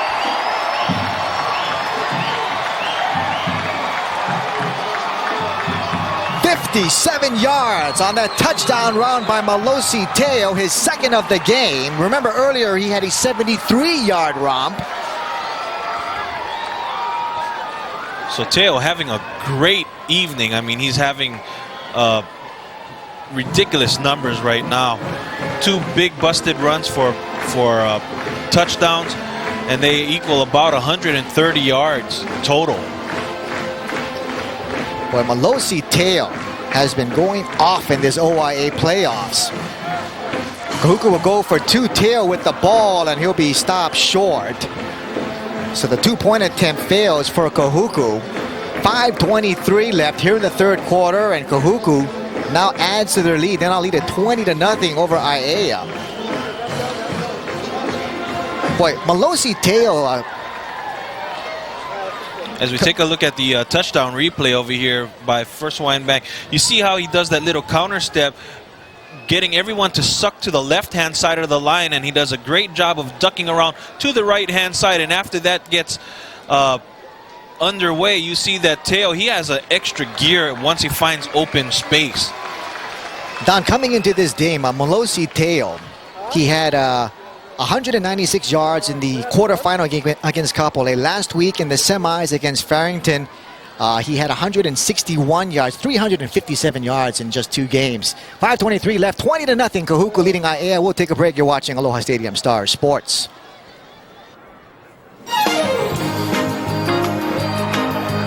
Taste that beats the others cold. Pepsi pours it on. Pepsi's got that special taste created for the cold. The cold turns on that Pepsi drive, makes Pepsi Cola come alive. Taste that beats the others cold. Pepsi pours it on. Back at Aloha Stadium, 20-0. Kahuku leading Aiea after that 57-yard touchdown run by Malosi Teo. And just before we went to break, we said that Teo had 357 yards coming into this game. Already he has over 100 yards in this game. But I'll tell you what, that guy has been the man, not only in this playoffs, but going back even the last few games of the regular season. Well, once they decided to, give more of the bulk of the carries to Teo, because for a while there they were trying to even it out because they got similar skills between him and Alisa, but then Teo has been the workhorse over the past few weeks, as you've mentioned. Teo also has 6 touchdowns in the playoffs. So Aiea, they've got some work to do as Li'i takes the kickoff at his own 16. Li'i bouncing around, and he'll get up to the 25-yard line. Boy, 20-0. Kahuku leading Aiea. And all their scores coming on very big plays. Teo with 2 big touchdown runs, and then of course that fumble recovery back in the first quarter. Aiea has been able to move the ball, but unfortunately, like you said, those big plays have kind of shot them in the foot. And the thing about it is, if they, being Kahuku, had consistent drives, this could actually be a score that could be a lot worse. Aiea and Aiea will start off 1st and 10 on their own 25. Kali will pass on, and this pass is incomplete, in and out of the hands of Lahaina, Olsen, Kuroda. Now both teams come in very hot. Both Kahuku and Aiea both have 6-game winning streaks coming in. Offense has been working well. The defenses have been playing well as also. And of course, last week they surprised a revitalized Waianae team. Everybody thought it was going to be a, traditional Kahuku Waianae matchup. Boy, that was a good fun game to watch too. A back and forth contest. Aiea coming out on top. 2nd and 10 now, and Kauia's pass. Once again trying to hit Lahaina, Olsen, Kuroda, but that pass thrown a little bit wide. So that'll quickly bring up 3rd and 10. Not the kind of situation that Wendell Say would like. Remember on their last drive, they went 3 and out. Yeah, because on these 3rd and longs, I mean, Kahuku hasn't been doing anything fancy on the defensive line. They've just been going straight up bull rush, and this could be Tuipulotu territory. Kauia passing long down the near sidelines on 3rd and 10, and the pass is picked off. Richard Torres with the pickoff for Kahuku has room to run at the 20. We have penalty flags thrown, and Torres has run out of bounds at about the 12-yard line, but we'll see what this penalty flag is all about. Kauia has already thrown 1 interception in this game. And oh, that's a big break as the penalty will go against Kahuku. An illegal block. Well, if anything, they're going to keep possession of the ball, but it looks like instead of having the ball on about the 15-yard line, they'll be in their own territory. Unless that was after the interception. During the return, block in the back against Kahuku, the 10-yard foul, spot foul, 1st down. All right, so the penalty was after the interception, so Kahuku. As we take a look at it on the replay one more time, Kauia, you see him just sling that ball. He kind of shows you he's not that big, but he's got an arm. And there was no question about that even from his sophomore year, where he led this team to the Division II championship. And we saw that great interception and run back by Torres, only to be called back by blocking penalty. Torres, the junior, and Kamuela Elisa will take the handoff on 1st and 10, and Aiea swarms all over him. He'll get back to the line of scrimmage. Maybe they'll give him 1 yard on that. Boy, nothing fancy on the Kahuku side, just simple smash mouth football. They'll just grind it out on the ground and control the clock. It's been a simple formula, and at the same time, it's been a real successful formula. So, I mean, why fix what ain't broke? They'll say Alisa gained 1 on that. It'll be 2nd and 9 now on their own 43. Alisa trying the right side. He'll get up to the 45-yard line. But the last couple of years or so, we've seen Kahuku throwing a few more wrinkles in their offense, a little bit more passing and things like that. But this year has been more or less back to the old traditional Kahuku offense that we're so used to over the years. Well, the bottom line is, as far as their skilled people at quarterback and receivers, we haven't really seen a quarterback since the days of Inoki Funaki, who helped Kahuku get back-to-back state championships. Funaki, of course, now at the University of Hawaii. 3rd and 6 for the Red Raiders. Krebs will pass, and it's complete out on the right flats, and it's completed out to Joseph Whitaker, but he'll be well short of the 1st down, and Kahuku will be forced to punt the ball away. As we take a look at this on the Jiffy Lube replay, we see that, of course, the play action is going to work because of the success of the running game so far. But at the same time, that was such a short pass. It didn't give the runner an opportunity to turn and do something with the ball. Gary Nagy will get the ball off. We have penalty flags thrown, however. Aiea will let the ball bounce around, and it will finally be touched at the 11-yard line. But we'll see what this penalty flag is. On that last play, you saw one of the few passes thrown by Colin Krebs, not only in the playoffs, but throughout the season. Coming into this game, Krebs only had 43 attempts throughout the year. Prior to the snap, false start. On the offense, 5-yard foul. Repeat, 4th down. So the false start penalty called against Kahuku, and Siwaki Levi not happy with that. And if anything that he wants to shore up before the state tournament actually starts is to maybe hold down and shore down some of those penalties. And it's going to be interesting to see. They've gone for 2 points after they've scored all night, and it's going to be interesting to see if that's going to hurt them during the state tournament. Gary Nagy will try again on the punt, and once again Li'i will let the ball bounce. This time it takes an Aiea hop, and then they will go up to the 32-yard line, so better field position for Na'ali'i on this drive after that second punt. Getting back to Colin Krebs, in this OIA playoffs, Krebs only has 9 attempts, but he's been very accurate. He's made the best of it, 8 of 9 for 156 yards and 2 touchdowns. But make no mistake, when you talk Kahuku offense, you're talking about the run. Yeah. And they've got the horses. I mean, Alisa and you got Teo back there. I mean, like I said, why do anything else if that's giving you a lot of success? Kuia in trouble now on 1st and 10, and boy, he is sacked all the way back at the 25-yard line. Boy, Kali Kuia has been on the run throughout the night. All kinds of pressure defense put on by Kahuku. Now, I want to say that's about the 5th sack tonight.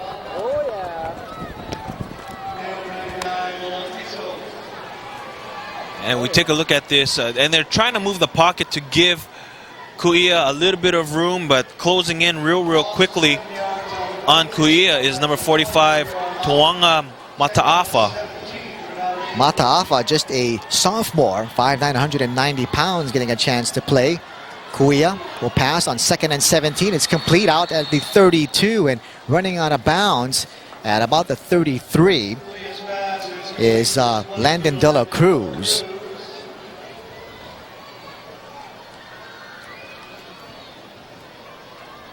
So they get some of that yardage back, but still they've got a ways to go to get that 1st down. And for Aiea, I think right now what they're trying to do is just get that goose egg off that board. So Aiea facing 3rd and 17 now on their own 20, make that their own 32-yard line with 1:50 left here in the 3rd. Kuia looking to pass long over the middle. His pass is off the hands of Josh Blakemore. So once again, that Kahuku defense just stifles Aiea on offense, and they force Na'ali'i to punt the ball away once again. Kuia, usually an accurate passer, but then he's been under such a heavy rush. I mean, there's no mistaking why he threw a little bit high and wide on that throw. Now we know that Kuia is a very talented quarterback, and boy, that passing game really needed to be on its game tonight. But I'll tell you what, all that pressure being put on by Kahuku on defense has had Kuia scrambling all night long. As Lee gets the punt off, it's taken by Lehi Aumua, and he'll be brought down at the 42. But we have penalty flags thrown. And they're going to have some kind of blocking penalty, and the side judge over there called it real early. Now getting back to Kuia, keep in mind that this is a quarterback that's 2nd in the state as far as stats are concerned. Kuia with 20 touchdowns this year, has passed for over 2,200 yards. Holding against the receiving team. It's a post-scrimmage kick enforcement. It's a 10-yard foul. 1st down. Penalty goes against Kahuku. So that'll push the ball back to the Kahuku 28. And again, if there's been any black mark in this ball game for Kahuku, it's been the penalties. And I know it sounds funny sometimes, I'll tell you what, I'll complete my thought when we get back as we take a break. 1:32 left here in the third quarter. 20-0, Kahuku leading Aiea. You're watching Aloha Stadium Star Sports. Hey yo, this message is to let all my peeps know what they should be doing with tobacco products. What's that? Just leave them where they at. Before you pull them out the pack, man, leave them where they at. And if your friends think you're whacked out, leave them where they at. When your body starts to hurt and then you don't know what's the answer, now knowing that you're down by sticks of lung cancer, leave them where they at. Non-smokers are the cool ones, leave them where they at. And if you're smoking to your fool, son, smoking is a choice. So while you're puffing and you're cruising, think about the money and the health that you've been losing. When you think about buying, leave them where they at. Little kids who wanna try them, leave them where they at. 300 million people dying, leave them where they at. Tobacco company always lying, leave them where they at. These multi-million-dollar businesses are ran by gray-suit idiots and focus advertisement on everybody's kids. Don't listen, use your mind, you're in charge of yourself. Brought to you by Hawaii State Department of Health. Yo, you think they got the message? I don't know. So let's tell them again. Before your breath starts to stink, leave them where they at. Before you buy them, you should think, leave them where they at. Back at Aloha Stadium, 20-0, Kahuku leading Aiea as Kahuku takes over 1st and 10, and Malosi Teo once again breaks the free.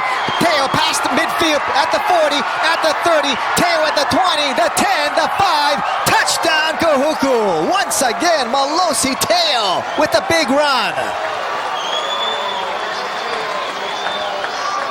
72 yards. Incredible. It's been the Malosi Teo show.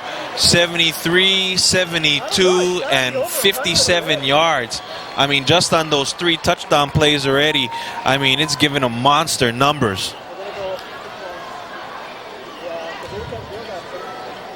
And do you realize, too, when all of Malosi Teo's touchdowns, all those 3 touchdowns, it's been on the first play from scrimmage? Yeah, how ironic. So Kahuku will go for 2 once again. Krebs' pass is picked off, I believe, in the end zone. In any case, the 2-point conversion fails.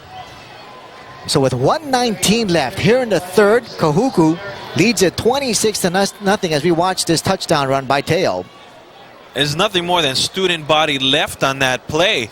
After Teo sees daylight, I mean, you just see him kick into another gear. Unbelievable.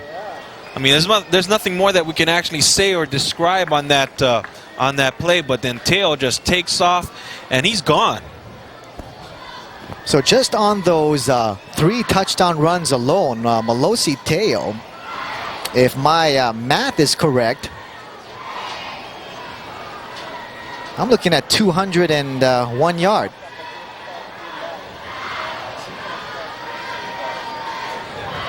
Check that out for me, Don. I'm not sure, but I think you're the math whiz here. Check that out. You got 73, 72, and I believe it was 57? 57. Wow. Now, before we went to break, I was going to make a point. I know it sounds funny when you, with a team like Kahuku that scores a bunch of points, they averaged about 32 points a game. They pretty much dominated this entire season. But you were talking about the penalties of Kahuku. Well, even a team like Kahuku, if they have that many penalties, especially in key games, you know, with the state tournament coming up as well, I mean, that could really cost Kahuku. And they could find themselves watching at home in a hurry. So Li'i takes the kickoff on his own 3, and Li'i will be swarmed up at the 15-yard line. Boy, that's one thing you got to like about Kahuku. They are so balanced and so dangerous in every single facet of their team, the offense, the defense, and also special teams. Well, we did kind of mention earlier in the season they have a different kind of focus. As we take a look at this kickoff return again, Li'i, he's used to producing a little bit more, but then his role has been absolutely reduced because of the defensive play of Kahuku. And by the way, you were pretty close. It was 202 yards, just those 3 touchdown plays. Okay, I was off by 1. Not bad. 1st and 10 for Aiea on their own 17-yard line with 1:10 left here in the third quarter. Kuia has a mountain to climb here, and his first pass is thrown high. off the fingertips of Alan Fonotti. So nothing really working of late anyway for the Aiea offense. Koia takes the ball and just overshoots his receiver. And just to complete my thought on the last play, it's just that Kahuku has a different kind of focus this year, only because they missed the state finals. And Suiaki Levi has done a great job of refocusing his players for this season. 2nd and 10. Koia scrambling rather, and he'll be brought down in the backfield for a loss back at the 13. And once again, Kahuku giving him absolutely nothing. Malone Fiso, number 99, does a great job of penetrating, but at the same time, he gets a little bit of an assist from number 54, William Malufau, as he rushes from the outside and forces Koia to go right into the teeth of that defense. I'll tell you what, Koia is going to have nightmares, a lot of red nightmares. Kahuku has just been in his face all night long. 3rd and 14, Koia dumps it off to Fonotti. Fonotti breaks one tackle at the 20. Fonotti at the 24, at the 25 now. And he'll be about a couple of yards short, though, of the first down. Wow, you got to love the speed and the recovery of that Kahuku defense, because after he broke on that, I mean, if we can take a good look at this replay, you see that Fonotti, after he sidesteps that one defender, it looks like he sets up his blockers real nicely over here. But then again, from the backside, the defenders got a lot of speed over here, so they prevent the first down from happening. That play ends the 3rd quarter, and after 3, it's all Kahuku, as Kahuku leads it 26-0 over Aiea in the championship game of the OIA playoffs for 2005. And it's been the Malosi Teo show. Malosi with 3 long touchdowns in this game. A 73-yarder back in the 1st quarter. And a 57-yarder and a 72-yarder here in the 3rd. Jim Oshiro, Don Balena, Kevin Hashiro from Aloha Stadium. Glad you could join us. And the winner of this game will move on and have a bye in the first round of the state tournament. Aiea, if the score holds up, will end up playing in the first round of the tournament against the ILH champion, which is yet to be decided yet. Been a very interesting year in the ILH this year, as we had a 3-way tie for Division 1. St. Louis, Kamehameha, and Punahou. Now Kamehameha has already been bounced out.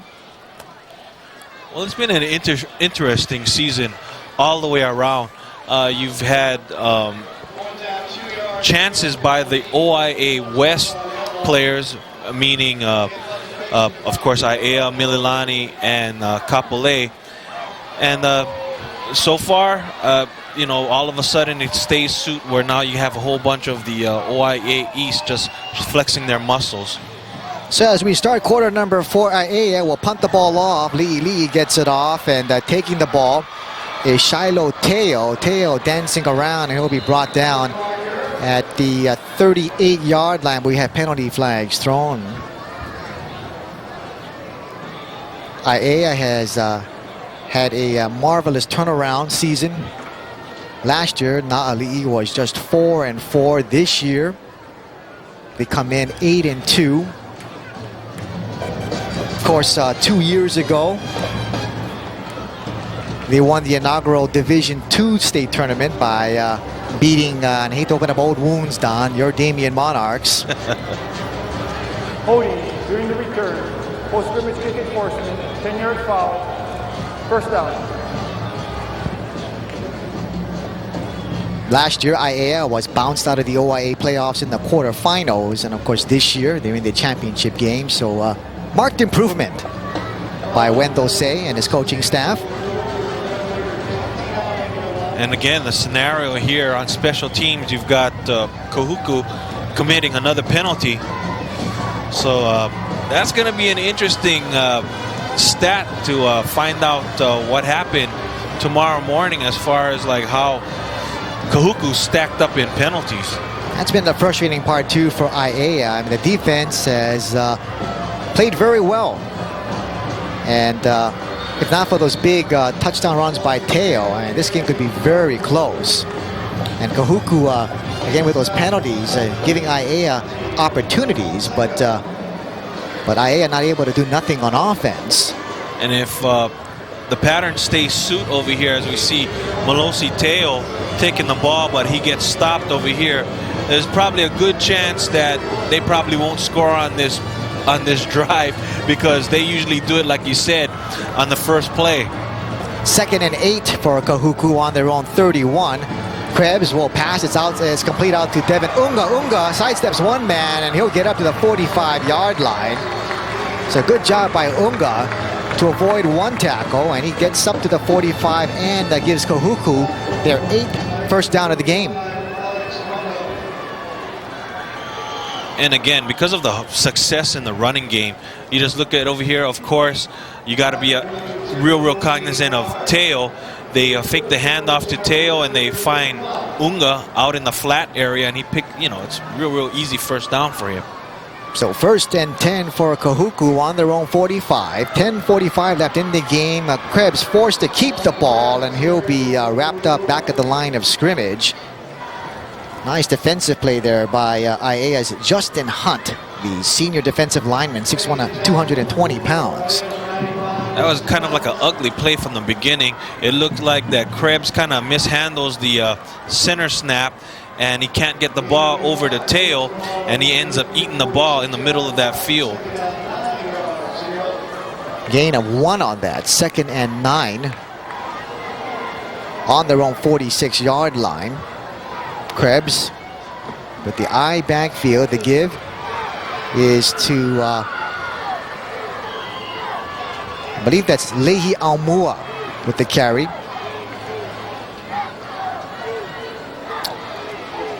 So Kahuku starting to empty out their bench and start to give some of their other than frontline players some experience here, and get them to feel what it's like to be a part of the championship of the OIA Red Division. Aumua, the junior, and Krebs in trouble almost immediately, and he'll be brought down. Nice tackle there made by Cody Sula of Aiea. So once again, Don, Aiea forces the Red Raiders to punt the ball away, yet they're down 26-zip. Pocket collapses real quickly on Krebs. And sure enough, because Teo didn't make it on that first run, they're punting it off to Aiea. So Gary Nagy punts the ball off on 4th and 11. Nice punt there by Nagy, and Lee taking the ball at his own 14. Has room to run. Lee at the 40 now. Lee at midfield, and he's brought down there. So a nice return there by Lofa Lee. No question, he's been one of the bright spots, not only in this game, but throughout the year for Wendell Say. So one of the few times that Lee actually gets to bust loose on special teams, and of course on offense for that matter, but he secures the punt, and the walks kind of develops over there off to the left-hand side, and you see a bunch of arm tackling going on right now by some of the Kahuku defenders. And Lee does a great job of taking it out to midfield. So Aiea starts off 1st and 10 from midfield, and a quick pass out there. And struggling his way up to the 42-yard line is Josh Asuncion, the senior. So Asuncion makes the catch for Aiea and gains about 7 yards on that. Chico Ramirez on the stop for Kahuku. And Aiea right now, I don't know what their thoughts are on maybe trying to, still win this ball game, but I'm sure, again, they'd like to take that goose egg off the board. They're running out of time in a hurry. 8:05 left in the game. A long pass downfield. And Kuia trying to hit James Buchanan. Buchanan was open for just a second there, but had him turned around a bit. So Buchanan not able to make that catch. Buchanan was going in, and unfortunately that ball went out and up. And Purcell over there on the coverage for Kahuku. So 3rd and 2 for Aiea. Can they advance the ball on this very tough Kahuku defense? This is when Kahuku's at its toughest. As Korea will pass long downfield. It's complete, I believe. Yes, it is, to Josh Blakemore. Blakemore with a great over-the-shoulder catch in double coverage. Great concentration, because I believe that ball went over his head. He didn't have any angle on it. It was one of those over-the-shoulder catches. As we take a look at it one more time, heck of a throw also by Kuia. He kind of shows you on this pass what kind of touch he has, but at the same time, great concentration. I mean, having no regard for having 2 defenders closing in on him. Blakemore does a good job of securing the ball. So Aiea marching downfield, 1st and 10 on the Kahuku 17. Long pass into the end zone. Touchdown, Aiea. Lofa Li'i with the touchdown catch for Aiea, and Na'ali'i is finally on the board. Well, so much for the shutout by the Kahuku defense, but at the same time, give credit to Coach Wendell Say for keeping some kind of focus on his ball club over here, because, you know, they're not out of it. All right, they got another game. They're going to be in the state tournament. They're in the tournament. It's just that, you know, you really don't want to have too much of a bad taste in your mouth, and they did a great job of taking that goose egg off the board. So Aiea down 20. We'll try for 2 points here. Kuia with the pass out, and it's complete. Out to Alan Fanotti, so the 2-point conversion is successful. 7:44 left in the game, and Aiea finally gets some points. And now trail 26-8 as we watch that 2-point play again, or make that a touchdown. And we see Kuia, one of the few times he actually has time to throw that ball. And again, he just shows you what kind of touch he has, because Li'i, all he had to do was just kind of run under that ball, and it was, I don't want to say an easy 6 points, but boy, I mean, it's just like, you know, when they're warming up, where it's just a pitch and catch kind of a deal. That last scoring drive by Aiea, as we'll see the touchdown again from another angle. 4 plays, 50 yards. We'll make that the 2 points. Now we'll see the 2 points here. And Kuia finds Fanotti for the 2-pointer, and they cut down the deficit by 18 points. So it's, you know, hypothetically speaking, it's 3 scores. Anything can happen. There's still time left. Again, that last scoring drive, 4 plays, 50 yards, capped by that 17-yard touchdown pass from Kali Kuia to Lofa Li'i. So on that possession, that was probably Kuia's best drive as far as passing is concerned. Again, his offensive line gave him just enough time to get those passes off. And of course, nice catches there by Josh Blakemore as well as Lofa Li'i. But again, the key, you hit it on the head. He actually had time to throw the ball. I mean, unfortunately for Kuia, he's actually been on his backside quite a few times. And for a while there was a little bit cause of concern, because, I mean, he was taking some nice, clean shots. I mean, no question, this is the biggest challenge of Kali Kuia this season. Of course, the OIA West has a lot of good defenses, but I'll tell you what, you face a team like Kahuku, I mean, that is a real test right there. Kahuku's defense is a different animal.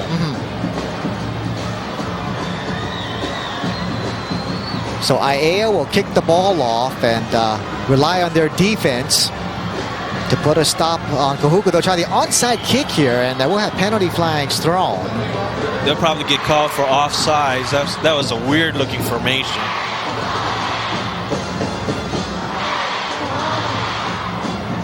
So Wendell Say.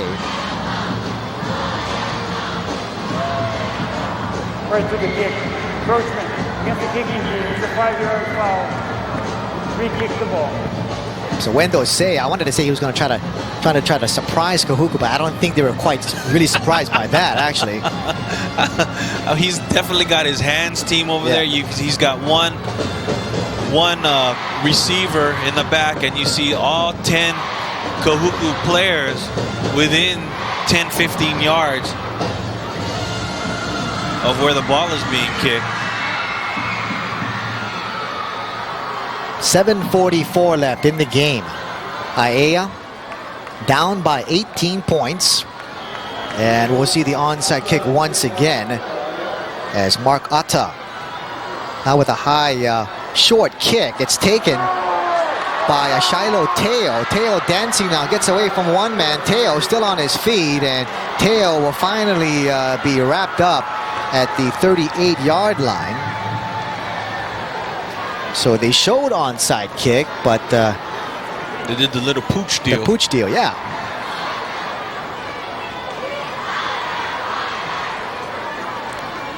Well, I give Aiea credit. You can hear them on the other sideline. I mean, there's no quit in their fans. And again, as we take a look at it on the Tanioka's replay, number 31, the kicker for Aiea, Atta pooches it over.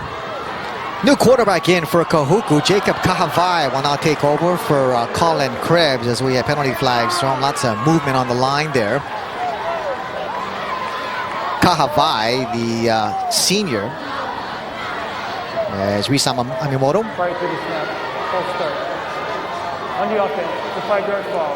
The first down and 15. Risa Amimoto with the call there. Jacob Kahavai, good size kid, 6'4", 198 pounds.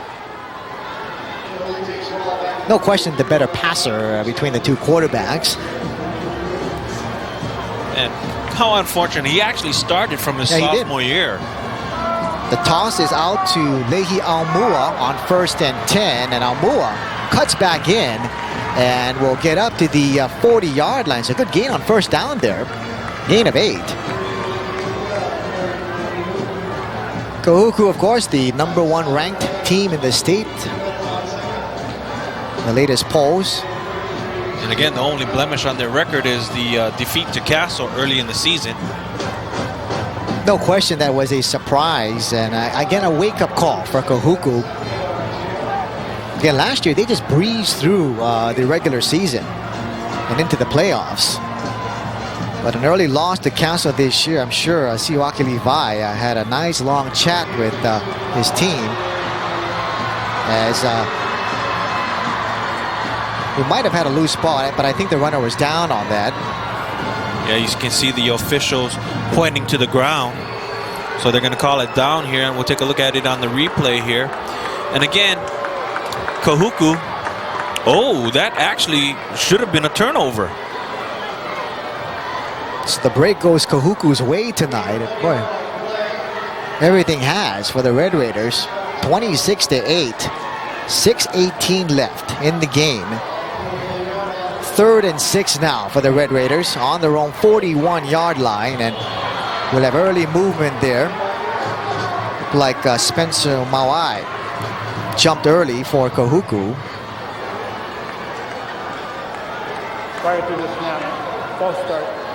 On the offense, it's a 5-yard foul. Remains 3rd down. And the past couple of plays here for Kahuku, you can kind of see that they've done wholesale changes in personnel here on the offense. You've got different kind of skill players. You've got changes in the offensive line, as you saw that early jump there. So no surprises. We're seeing a lot of mistakes here. 3rd and 11 now as the give is up to Aumua. He'll spin by one man, but he'll get up only to the 40. So Kahuku, well short of the first down, will punt the ball away. You know, the scary part about Kahuku is that their second team could actually be the starting team for most high schools. Yeah. Lofa Lee set to receive the punt from Gary Nagy, and boy, a lot of pressure putting on now as Nagy is forced to scramble. Nagy will be wrapped up at the 40-yard line, so a good job by Aiea to get into that backfield in a hurry, force Nagy to scramble, And they tackle him down, and Aiea gets excellent field position now. As we take a look at this play here on the Mountain Dew replay, well, he kind of pulled it down because it kind of looked like it was going to get blocked, and he tried his best to make something happen, but unfortunately for him. So Aiea starts off 1st and 10 on the Kahuku 40-yard line. The question, do they have enough time as Kauia's pass is thrown long downfield. It's complete to Josh Blakemore inside the 5-yard line up to the 2. Another clutch pass thrown by Kali Kauia all the way out to Josh Blakemore, and Aiea is knocking on the door just like that. That was quick. Look at this pass. Again, nice touch. He's got this good ball that, you know, you can throw those sideline patterns, and he makes it so easy for his receivers to make plays. We talked about it in the Aiea's last drive. It seemed like Kauia is starting to find his rhythm now. So 1st and goal on the Kahuku 2. Kauia keeps the ball, and he'll be stopped shy of the end zone. Boy, this is when the yards get awfully tough, especially against Kahuku. 4:35 left in the game. And you're going right into the teeth of that defense. I mean, that's the strength of this ball club. Aiea has to score in a hurry. 2nd and goal on the 1. Kauia with the keeper once again. And once again, the Kahuku defense stiffens up and stops Kauia short of the end zone.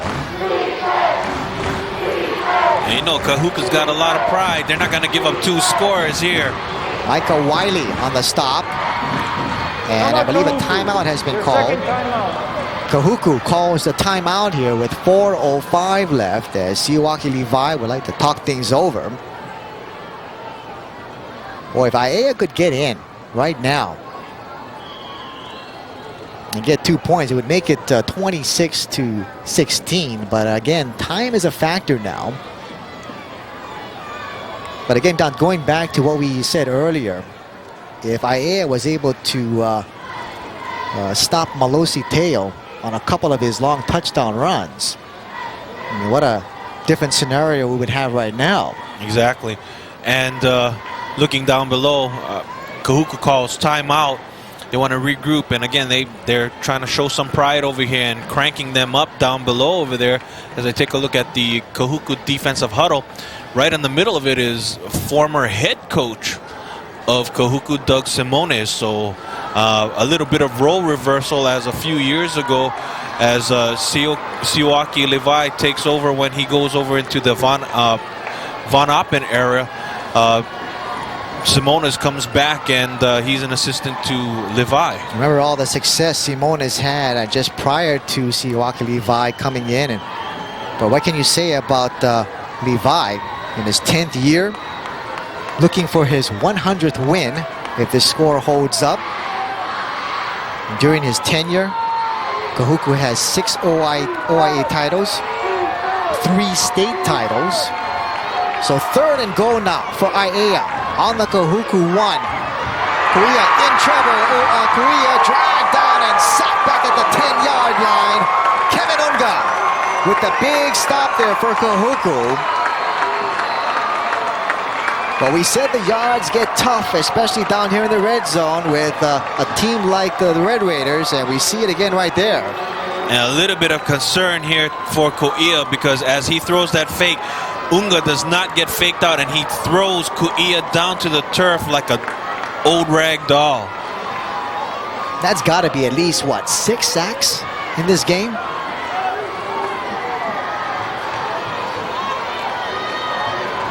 So with Aiea facing 4th and goal on the 6, they're going to go for it with 3:18 left. Pass thrown into the end zone, and we're going to have penalty flags thrown, and I think we're going to have pass interference. Kahuku fans not too happy, especially if they're finding out it's against them, because it kind of looked like that ball was uncatchable. It looked like he was trying to hit Lofa Li'i on that.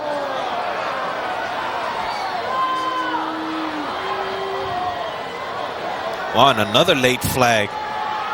And he's talking to one of the players, and that doesn't look good at all. Perhaps a little unsportsmanlike there. We'll find out. Pass interference against the defense. It's an automatic first down. After the play was over, a sportsmanlike foul on Kahuku. Half the distance to the goal. So 2 penalties called against Kahuku on that play. A pass interference and then an unsportsmanlike gives Aiea a first down and another crack at the end zone.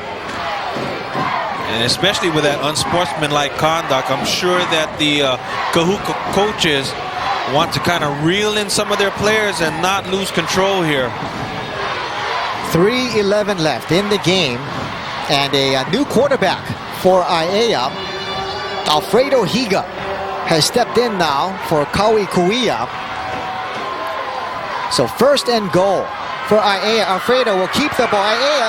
Higa rather, has some room to run. He gets in. Touchdown, Aiea. Kahuku not happy with that call. They thought they stopped Higa just before he got in, but the referees say otherwise.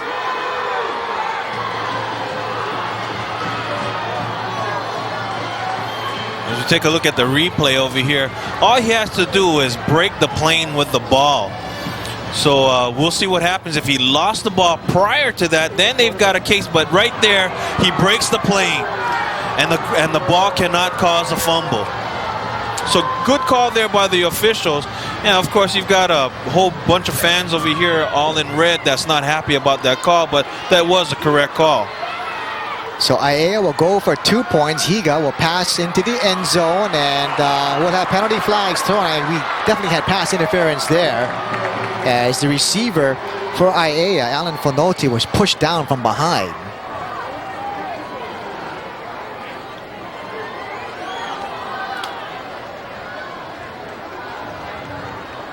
Pass interference during the try.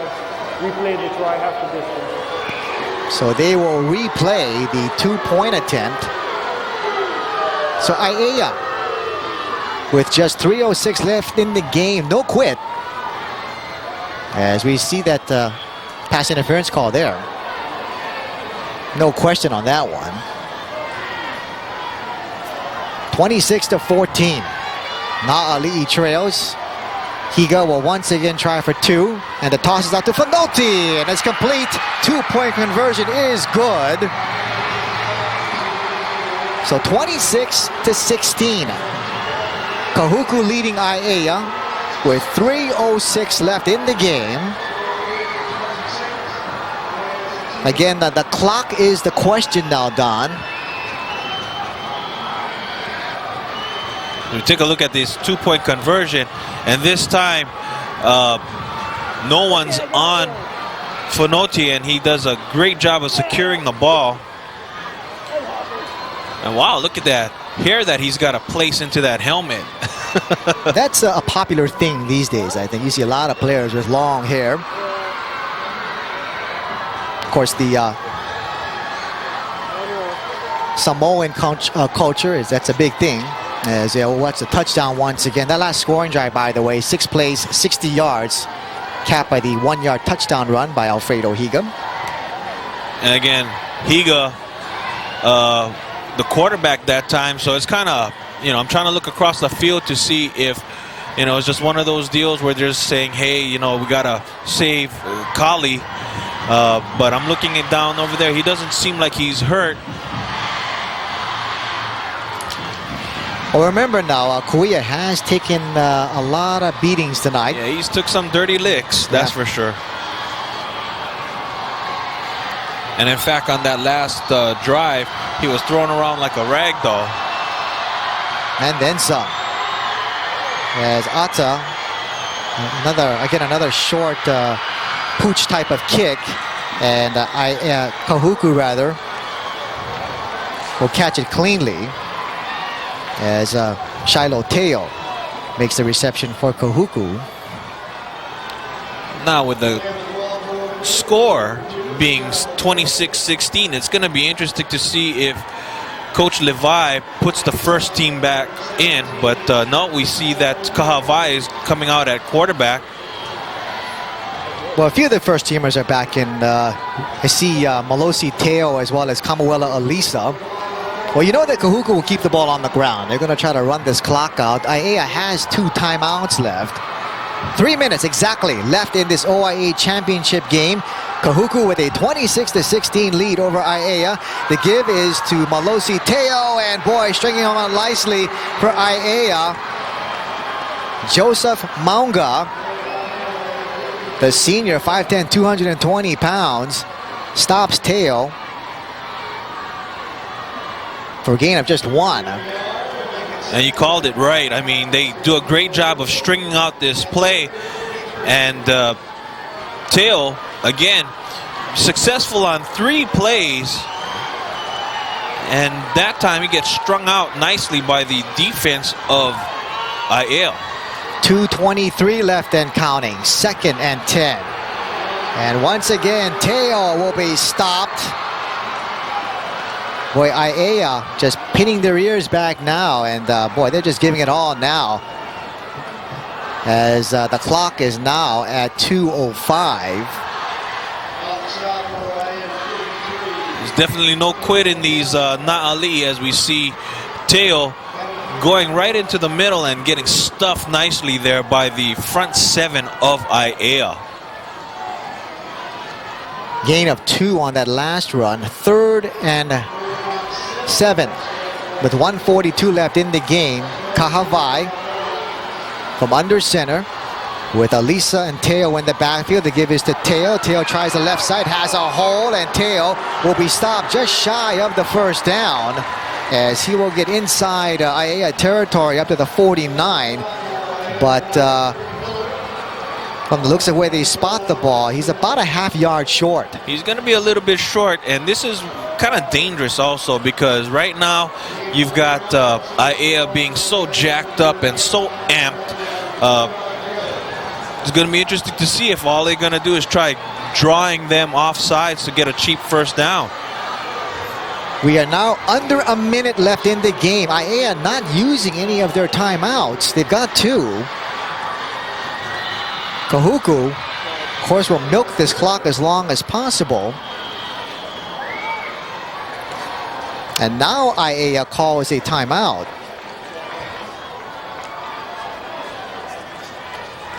And poor clock management here by Aiea.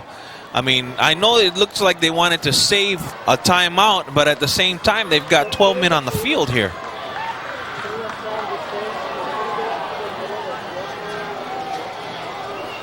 A penalty flag was thrown, but the flag is waved off, and Aiea will be charged with a timeout. They now have 1 left in the game, and the problem, though, Don, just 51 seconds. I mean, they would have to score in a hurry. And again, kind of questionable on the clock management there by Aiea. But you alluded to earlier, Don, give credit to this Aiea team. No quit. They could have easily thrown in the towel after the first 2 scores. I mean, that's enough to get anybody down. But boy, that defense of theirs really stepped it up. And again, if it wasn't for a couple of big runs by Malosi Teo, we could have a totally different story right now. Earlier tonight, we saw Radford beating Moanalua 9-7 in the OIA White Championship. Radford has had a great year. But that could have been a costly victory for them as their starting quarterback went down with a collarbone injury.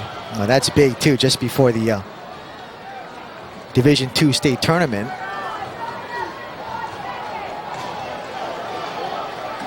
As Kahuku calls a timeout, 51 seconds left. Well, talking about the state tournament, the 7th year of the Hawaii High School Athletic Association tournament will take place starting next week. Should be a pretty interesting field.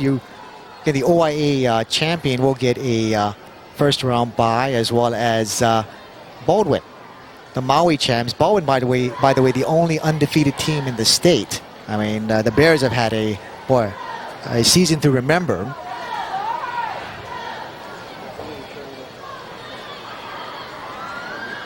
And it's interesting to see over here as we got our crack floor director over here, Kevin Hashiro, telling us that maybe the reason why Kahuku called this one particular timeout was they decided to go for it here on 4th and short.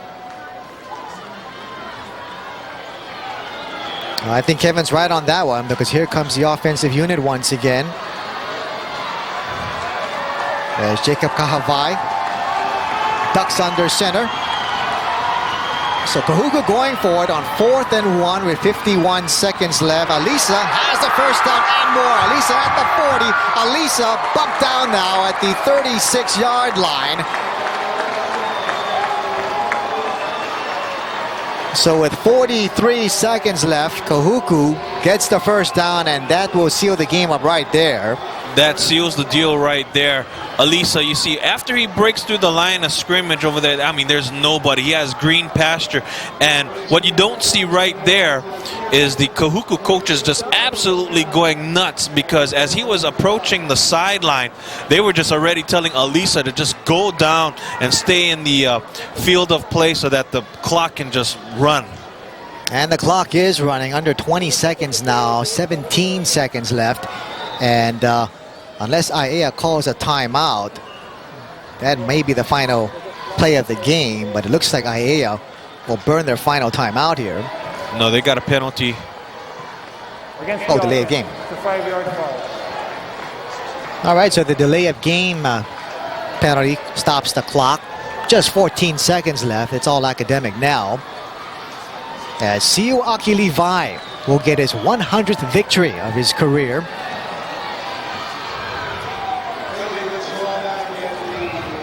His 7th OIA title since taking over 10 years ago at Kahuku. The clock will start as soon as the ball is snapped, and Kahavai takes the knee, and that should do it there as the clock winds down.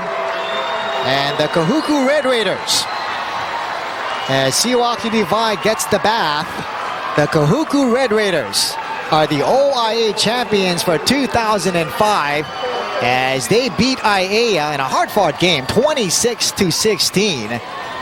And Don, big plays was the story in this game. Malosi Teo with 3 big touchdown runs. And boy, give a lot of credit to Teo as well as the rest of the Red Raiders. And of course, no reason for Aiea to hang their heads. They played a tough ball game. No, and not only that, you know, they've got sort of opportunity for redemption because they are in the state tournament, and it's, you know, it's kind of like wait and see right now to figure out who the heck it is. We got to wait till Monday to find out who the ILH champion is going to end up being. Yeah, so Aiea will play either Punahou or Kamehameha in the first round of the state tournament, or make that St. Louis in the state tournament. Kahuku will get the first round bye. With the win, by the way, Kahuku improves now to 8-2 on the year. Again, Siwaki Levi gets his 100th win. Aiea drops to 8-3, and of course their season not over. But boy, what a job Siwaki Levi has done. I mean, 7 OIA titles in 10 years. Attempting now to go for his 4th state title. And you see him still doing a little bit of coaching. I mean, they just won the Division I title, but I'm sure one of the things that he's very, very concerned with, and you can almost see the body language down over there, is, again, mistakes and penalties. I mean, all these mental errors. You're here, you know, in playoff time. And the thing about it is, no, you know, Aiea is no slouch. And the thing about it is, they'll be coming across some, you know, great competition now that the playoffs are going to be starting. And that's what you got to like about Levi. Even though they've won the OIA title and they've been just dominating throughout the year, he doesn't want things like this to get to their heads. Again, they made a lot of mistakes as well as far as the penalties, and he realizes that can cost them eventually. So again, as you said, the coaching continues, even though this Kahuku team has won a big game.